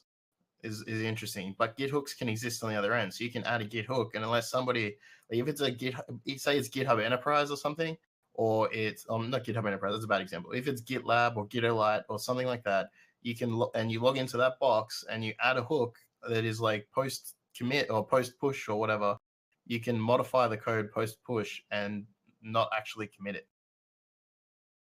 And then every time someone pushes, your code will execute and it'll be silent and lol. Like it's modified, it then goes through CI/CD. Happy days. Yeah, that's a tough one to get around, especially if you've accidentally done something like that. This, I'm more interested actually because I think at this point it's pretty. We know it's pretty easy to own. Like you said, either build in backdoors, build in more time, or build in some kind of framework that allows you to hook in later, have access later to the code or to the systems it's deployed on. Right now, as attackers, that'd be the goal. So what would be truly? Let's take a little bit more time on this one. What are the defenses against something like that? You pay for a code audit. Yeah. I mean, one thing I've found is Firebase config that pushed the Docker file up to Firebase. But isn't a code audit kind of post like mortem right there? So like, I mean, yeah, no. I'm just saying like after the fact, right? Like you're going to have to.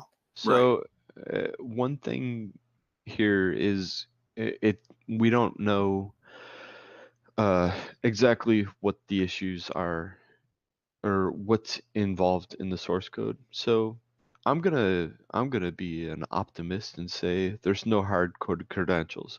Just kidding. No, there probably are hard-coded credentials in the source code. So those would need to get rolled. And endpoints would need to be evaluated.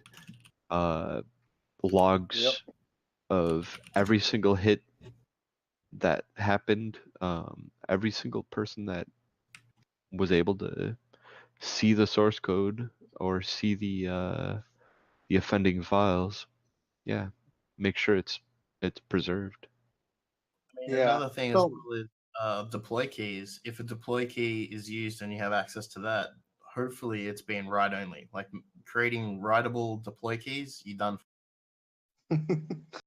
Yep. So yeah, what would you, if you were able to hypothetically get the source code for a whole thing, what is the value of that as somebody who's malicious? Well, I Hoarding mean, that's it. when you find bugs. Yeah, in the past, just like from Metnick era, I guess, hoarding large collections of proprietary source code was a thing that hackers did for no other reason than to flex. Like, check out all this source code I got. If you take a look at Adobe, like the Adobe Flash source has been around in the hands of hackers, and it was used to find and create 0 days that sold for fuckloads of money. That is some true black hat shit. Yeah. Right. Yeah. Flowers over flowers. So yeah, what do you guys? Everything else to say on this, or you want to go to the next one? I just think with next one. That's just before we do the source code audit thing as well. If there is a code review at the time of the merge, and somebody in security is reading a merge, then they hopefully picked this up before that happens, and that includes with CI/CD chains. Like if there is a change being made to CI/CD, like Travis or whatever, or that somebody is looking at it besides the guy who wrote it. Like somebody's like two people are tag teaming each other's work. You know what I mean? Yeah. Tag teaming So each it's other. like the nuclear launch codes. You're gonna have two guys with two keys. Before we get to the next one, did anyone get fired in this scenario? I was just thinking that.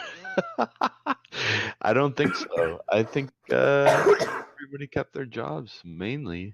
All right. Yeah. I like this animation, by the way. You got a good animation going on this Twitch stream.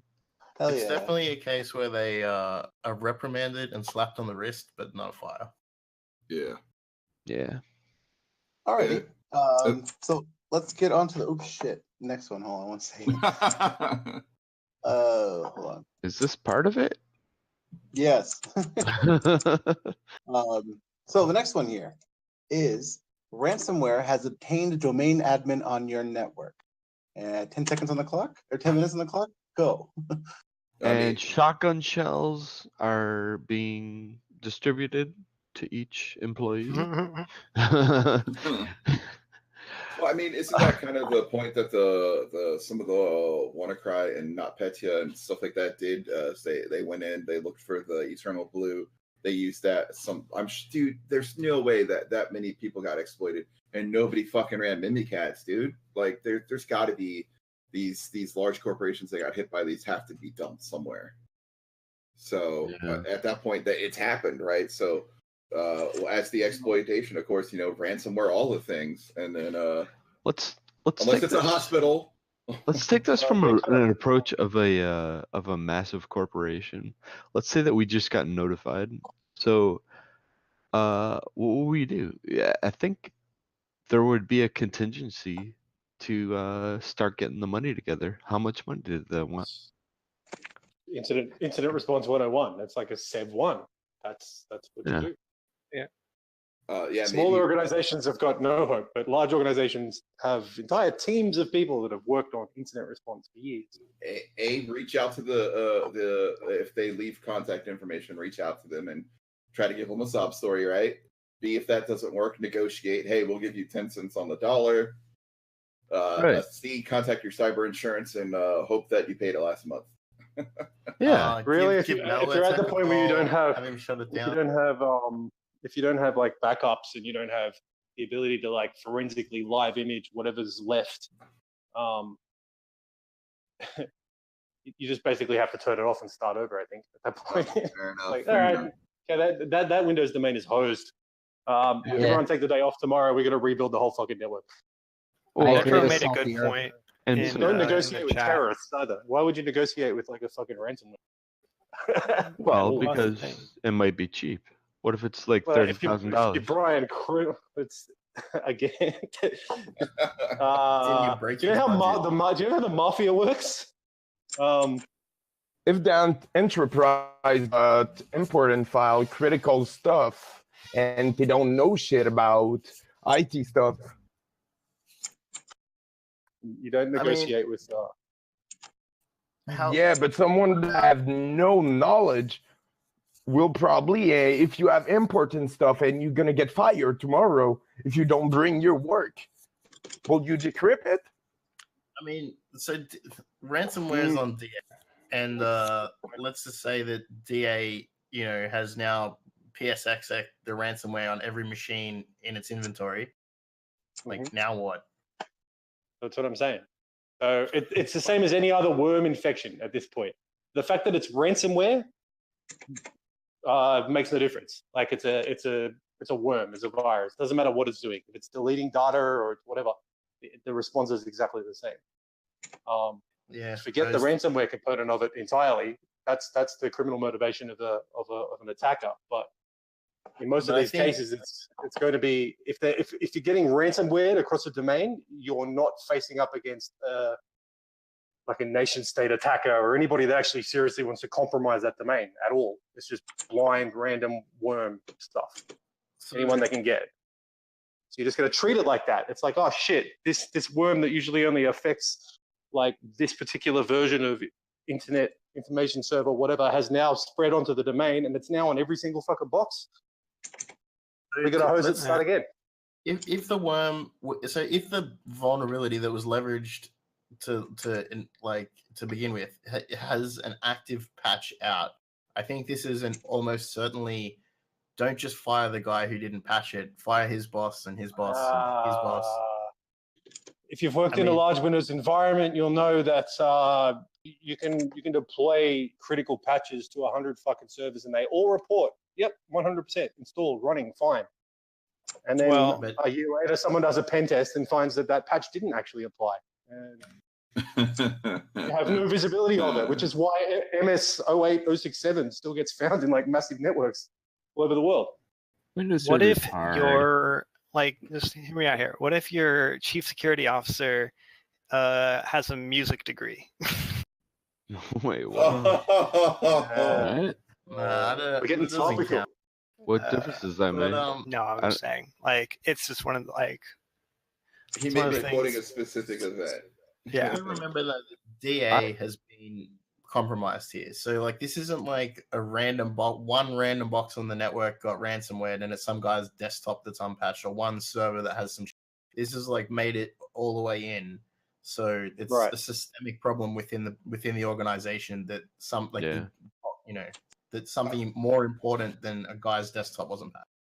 Well, again, I think going back to the fact, like I said, if there is no recovery path because DA is pwned, right, and they've even got those systems owned, and they've encrypted those, and my NFS shares pwned, is it my snapshots, my VMs, everything, all those host systems have been logged into and somehow pwned, then at that point, I don't think so. Yeah. It's hang it up. Yeah. Yeah, you're right. Like these big networks that we see, like hospitals and BART and transport grids, stuff like that get hit with these ransomware, and they spread across thousands of legacy boxes that haven't been re-imaged ever since they were first rolled out. And there is no remote access. There is no remote monitoring. They're just boxes sitting at libraries. Yeah.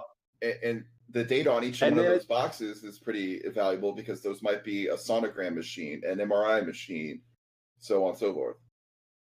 But I think this is a case where the idea being that there's a I guess I'm thinking of it from like, surely you would have multiple layers of backups and like non-erasable robot silos out at your data center that write everything to tape all the time, and then it gets transported to some underground bunker somewhere. But most people don't operate like that.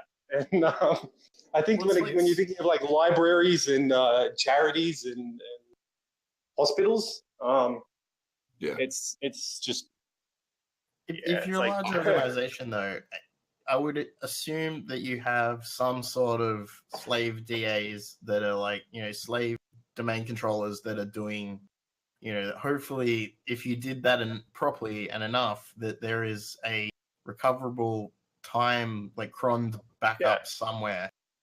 Even just built into Windows and just like restore snapshot from like last update, like a month ago. That's your hopeful saving grace. Right. If Yeah. that exists. If. Well, stepping it back too is dependent on how long that domain admin account had been compromised, where it got to, and if you're lucky, maybe you have like shadow copies that you could still kind of pull from. We're thinking here in this scenario, it has to be like a flat network. Like once you're actually on the inside and you've got admin on one machine, then forget about it. The whole network's gone. Well, this is assuming you've got to DA and assuming that everything can also get to DA. Right. Everything on a Windows network can talk to a domain, can talk to the DA by default. That's what a Windows network is. Well, right. Exactly. So that's why you would be CISO that allowed. If you go in that way, then you can go back out every other way.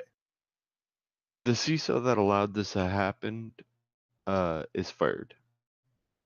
Yes. Of course. Yeah. So jobs lost in this, I would at least put that up to 7. There's definitely. Oh, I love it. You think 7 at this point now? We had 2 before. Yeah, this is probably like a chain of 5 people involved in this. Let's say. And I would say, of course, the defenses against this is all the mitigating factors we mentioned, right? Like having the backup, having respective domain, forest, separate forest, having a proper net file share backups, writing to tape. Well, again, if we're a large corporation, Google, Apple, I would hope that they'd probably do or that. A bank. Maybe Microsoft themselves do this with forests and trust relationships and all that other ASPI shit you just said. Yeah. Nobody in the real world does that. Nobody ever does. You get on a Windows domain and that's it. It's just flat file across entire countries, entire continents. The last time I literally saw a tape silo in use was probably 20 years ago, and it was a bank. So. So hopefully the tabletop scenario like this would not happen. Like if you're a domain administrator and you're working at the local council something, and you've got a couple of 100 boxes to take care of, and they happen to be connected to displays at train stations, and then they get ransomware, and the media finds out because everybody goes to catch a train in the morning. What the fuck is that on the screen? That's happened multiple times, right? Yeah. But I don't think anybody should be fired for that at all, because I understand exactly what it looks like on the inside of those networks. And if anybody should be fired, it's Bill Gates. Take it all the way back. And on that note, Mario. So the total, we lost 5 jobs here, which is great. And the next one is coming up now. So the next one actually is interesting because this is something that we talk about a bit. Some of us know a little more about this than most people. So yeah, this is a rogue access point has cloned your wireless network onto a new channel, and deauthentication frames are attracting victims to their network. 10 minutes on the clock and go. I don't understand. Like, can you be offensive? So you could be either or. You're getting evil twinned on some sort of corporate wireless. Presupposes that we can detect it in the first place. Okay, in the scenario, did the rogue access DDoS you to take you down and take your place? That's something that different. Yes. Yeah. So it was deauthing everybody initially. Deaunt. So I think with this, the detection is a thing, but it is also built into like bigger vendor products, which even in smaller offices are available. That will so Ubiquiti stuff, I'm pretty sure, has in the event log, like just logging into the control panel is a thing. It's like, hey, rogue access point detected. Like that is Yeah. If someone's looking, Yeah, you can there's- farm that off to us, this login into Splunk and whatever. Like, if That's you have at all the that. access point. That's at the access point, though. We're not talking about the access point. We're talking about attacking the clients that are connected to the access point. No, yeah, but I'm just- well, a rogue access most of point the time it's a VLAN that doesn't even have like any power on the network. So you will, from the root, you will be able just to kick the shit out of him. Like if he's connected and resurrecting, like, is it a corporate or home network with just a single node This is a router? corporate VM. This is a corporate network. Sorry. Okay, wait. This is So a tabletop scenario. let's say that we've detected it because we're a corporate network, so we've got corporate shit, and it's the little thing popped up said rogue access. How do you then go about finding a physical thing to fuck it off? You install like Wi-Fi analyzer on your phone, and you set audio alert on, and then you walk around and you find the cunt that's doing it, and then you fucking eat him. Like hit him in the face. And as so, hard as you can. in this scenario, did that cunt just get fired, or is he an attacker? Is he an No, outside threat? he's talking about the actual attacker. I will Alright, so the probably attacker- scan for like device accepting connection on channel and try to, I don't know, if I can be offensive, I'm gonna dust the shit out of the router, the rogue access point. Well, Yeah. I mean, the thing here is, right, like you said, it's a tiny access point, and if it's the auth thing, you could find the source of it pretty easily. Yeah. Say it again, but- Joe? I've had to. I was I've actually saying- been in. We're not supposed to give away any work details, so I can't really give any. Yeah, I've been involved in this scenario once where they actually just had to make a risk decision and say, "Yep, that's totally possible. If somebody had a big enough radio and they were parked in a van over there, they could do this to all of our customers or all of our users." Yeah, It's doing just it a risk we have to inside, take. doing it inside like office though. Like if it was a device inside an office, you can find it and stop that pretty easily. But yeah, what Yeah, what it doesn't about? need to be? It could be a long Yeah. way away. Say As example, like some company use VPN and everything to deploy VLAN. That's not even like, even if you try to deont it, it's just gonna get notified, and you probably have some script that's gonna wait to be run to just ban the connection from it. Okay, I mean, so as let's see. far as blue What are we teaming, doing with- it's finding it and resolving it, right? As far as red teaming, of course, you're doing it. You're just sniffing and trying to gather all. The scenario is red team. The scenario, like the tabletop scenario as it was read out, is automatically assuming red team. Right. Yeah. So what are we gaining? So like we've got our access point, user connecting, data is trying to get to certain things. Besides straight up plain text credentials, what else are we gathering metadata wise from traffic?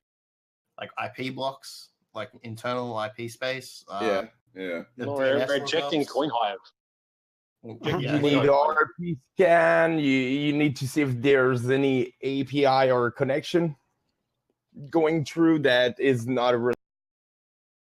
What about making people Spotify only play Rickrolls?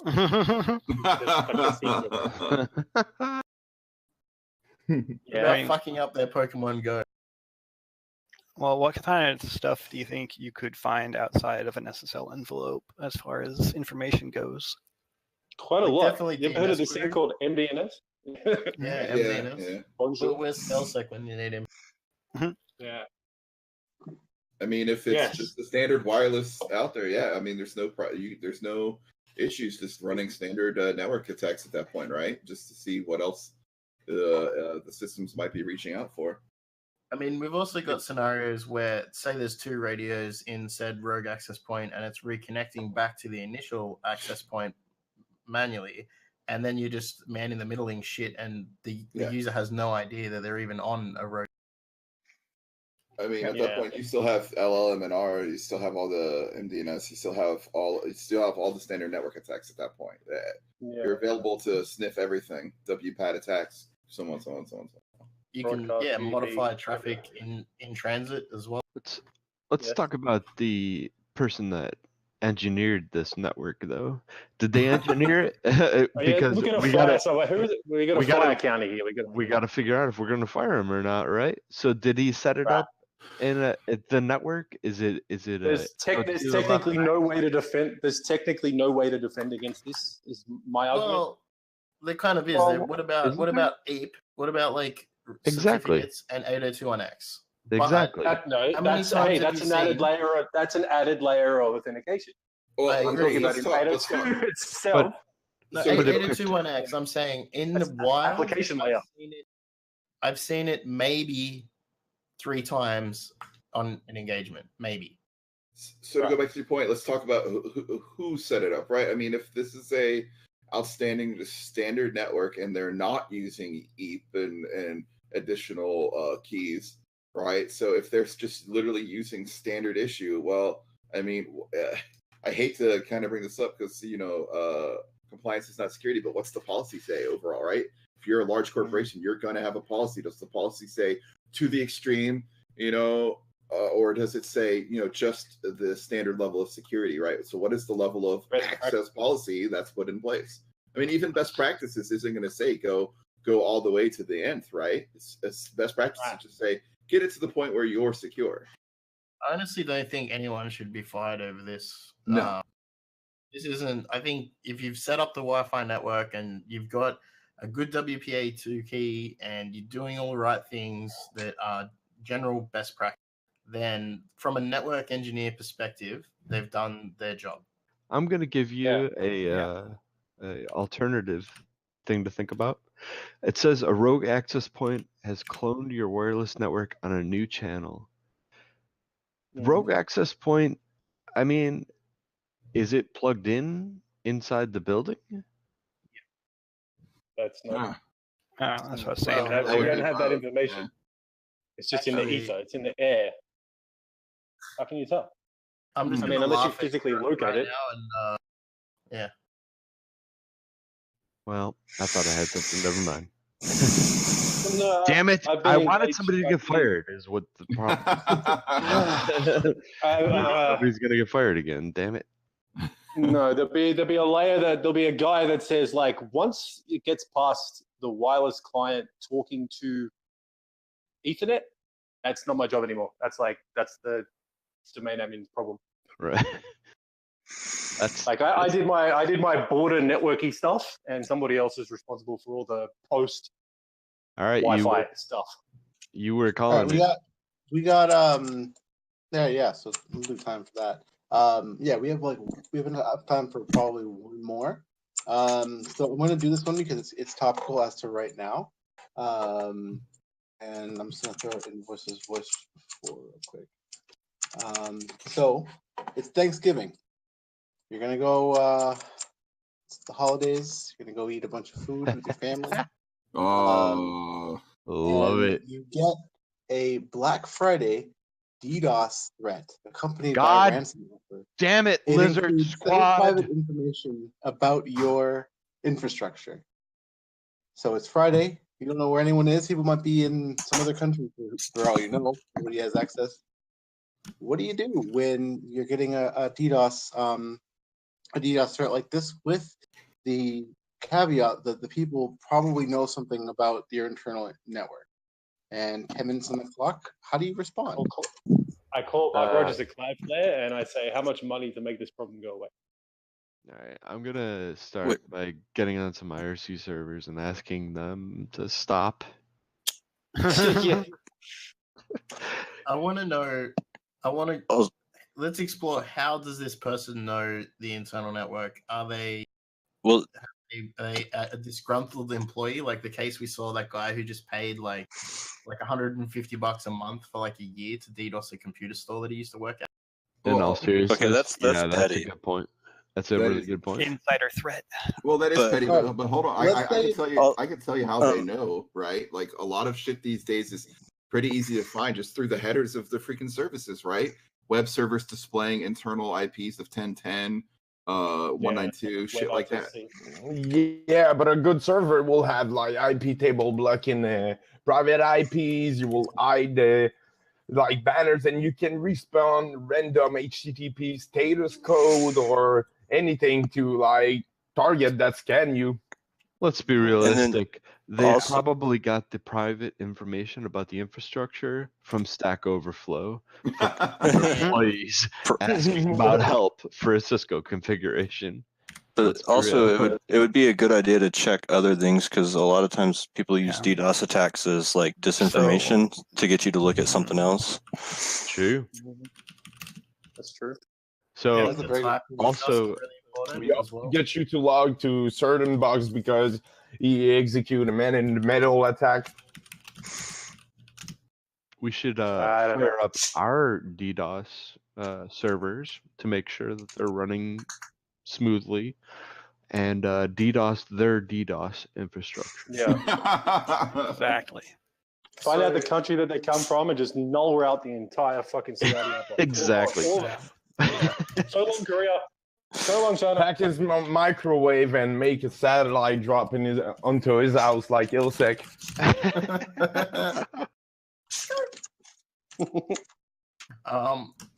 Yeah, I think the type of DDoS that is happening is important as well. If it's like a Solaris attack, or if they're just doing like mass amounts of HTTP requests, or maybe it's a SYN flood. It's there's many different types of DDoS, and that will also generally tell you the skill level of the attacker.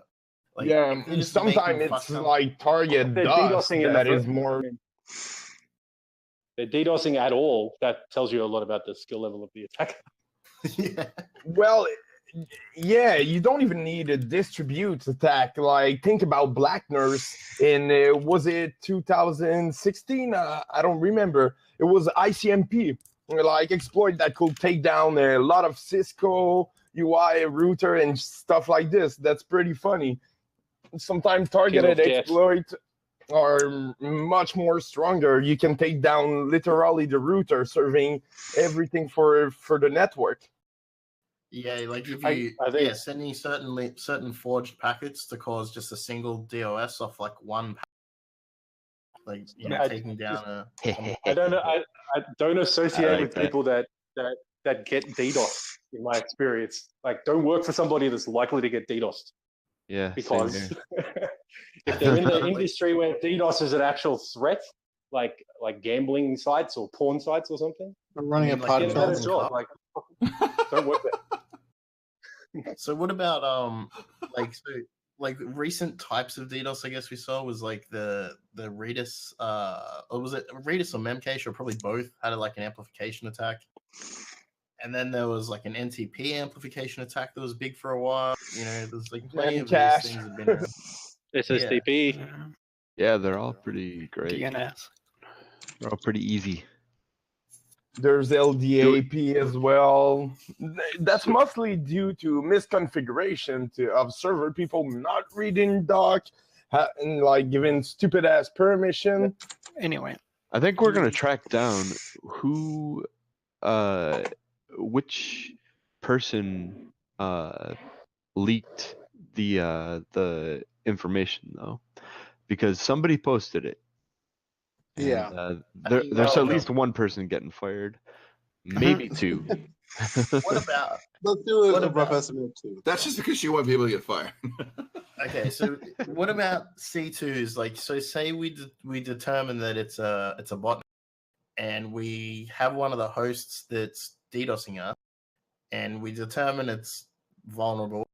Maybe somebody else got a shell on that vulnerable host, got a copy of the bot, finds the C2 and the creds. Like, what happens now?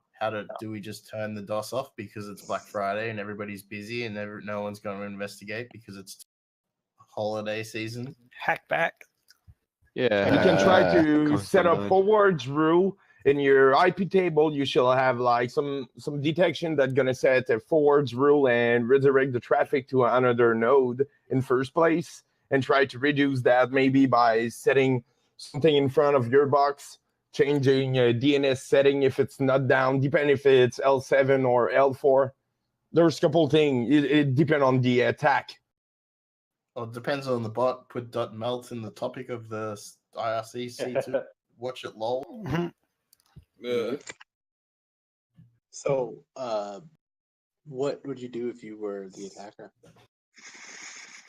I wouldn't be a DDoS Not burger dickhead. better on Twitter. Shit post on Twitter. I took down Visa. Go back to playing Minecraft. Taunt, I'm running VoIP on relentlessly Xbox. taunt you. I'm gonna Or get hack hacked it, on Call of so Duty. your bot. Your shit's getting owned. Tango down. Hashtag I'm gonna fight the power. I'll be fighting the power. Take down the big overlords with my packets. Yeah, Make sure if we were bad guys, you got to go yeah, after Krebs too. Yeah, we would. You got to include Krebs in your. That's if you're going to be a DDoS boy at all, you got to make sure you go after Krebs specifically. Yeah. The man who will specifically track you down and fucking arrest you. Go after that guy. Yeah. Yeah. And then, yeah, make sure to tag all like Joseph Cox, like all the voice reporters, register everybody. Yep. I would definitely use it in my checker binaries also. Oh yeah. You're gonna sign your code with your handle, right? Yeah, of course. Of course. With your Twitter. In fact, actually, when I open the socket to send the DDoS packets, it's actually going to be my handle repeated. You're gonna send your name as a payload. The toss is going to be the payload of your name. Yeah, repeatedly, and with my address, my phone number, my current IP, like your location, fucking IMEI. Get at me, bro. Yeah, everything. SIM card number. Credit card number, social security number. I just need to keep putting data in there. It'll crash eventually. Just shove it down the pipe. Fuck them. Okay, instead of copying really Wikipedia eventually too. This will get me famous and jail time. Oh man, we haven't had a good DDoS in a while. Actually, we should attract some more DDoS to this podcast. No, we had one the other day. Come on, bring it on. Shout out to ISA for DDoSing OSNet to try and get more users on his IRC network. Oof. Ooh. Back in that was a long time ago. Apophis DDoSed us for a little bit, didn't they? Yes, they did. It was pretty funny. They tried. I mean, yeah. They hit the one page that I gave them, the page that links to the YouTube account that's or the YouTube page that's how to view anyone's IP and connection speed from like 2008 by like a 10-year-old kid. All right. I'm talking about traceroute. Tracer T. Tracer T. Yes. Hey, who did us this after Apophis? Somebody else hit us briefly, and it was like very insignificant. Yeah, I don't know. I feel like basically we're saying probably shouldn't name names because they're probably under investigation right now. Yeah, I don't really want to do that. I don't really want to put that out. I mean, I don't really care. You know what? I guess try harder, but it's annoying. Usually, taking out other stuff besides us, which is annoying to other people. So we're gonna pick a fight. Do it in a sandbox. Is that do something cool? Do something cool. Yeah. This is boring. Or do something better. Exactly. Like learn to No code. log, no crime. So, okay, I was about to say, is that where I'm messing up? Should I be actually DDoSing the stream so that way people go to mine? Is that why I can't get more viewers? Hey, the stream, the Discord, and be like, hey, look, guys, mine's still up. You should Man, definitely just reblock try. porn. That'll definitely get you more followers. You should definitely try and DDoS Twitch because Twitch doesn't have fuck tons of bandwidth to deal with. Right. Yeah. It's just this one specific page. I can do that, right? Yeah. Every page is its own server. But with that, thank you guys and everybody for watching. This has been an awesome show. We've done a lot of cool scenarios, and everybody in here is, we've been able to share some actionable stuff because this stuff actually happens. All this stuff is stuff that has happened to people. As much as it sucks and it's annoying, these are things that people have to deal with on a daily basis. And so, yeah, it's always good to sort of map out this kind of thing and really think about worst case scenario because you never know what's going to happen, and it sucks. But yeah, but anything else to say before we go? that a red team tabletop can save you loads of time and money. So I absolutely agree with you there. Yeah. It's a fun thought experiment, but a lot of the things that we said don't go and do that. And if you do, shut up and get.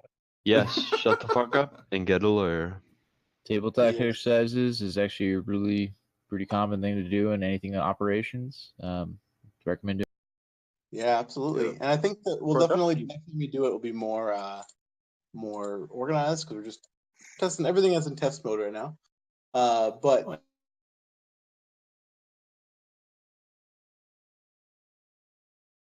likes our show and wants to come and hang out with us, definitely go to our Discord. We posted it in there. It's elite.club.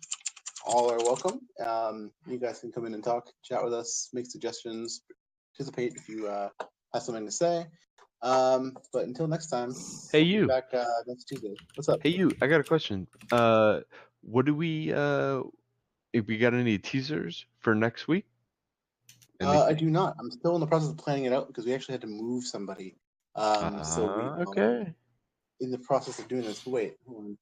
Next week, the week after, we have YT Cracker and who else? Who else was it? In D&D, 80 of Dual Core. Nice. Yeah. Nice. Less than 2 weeks. We talk about hacker culture and hacker music, which would be pretty interesting to hear about too, because they both do things and know stuff. Very and cool. They don't they're really about that life. You know what I'm saying? About that life. All right. Awesome. But yeah, so Thanks, man. thanks everybody for coming out. Though we will see you and bye. Peace. Bye-bye. Later. Laters.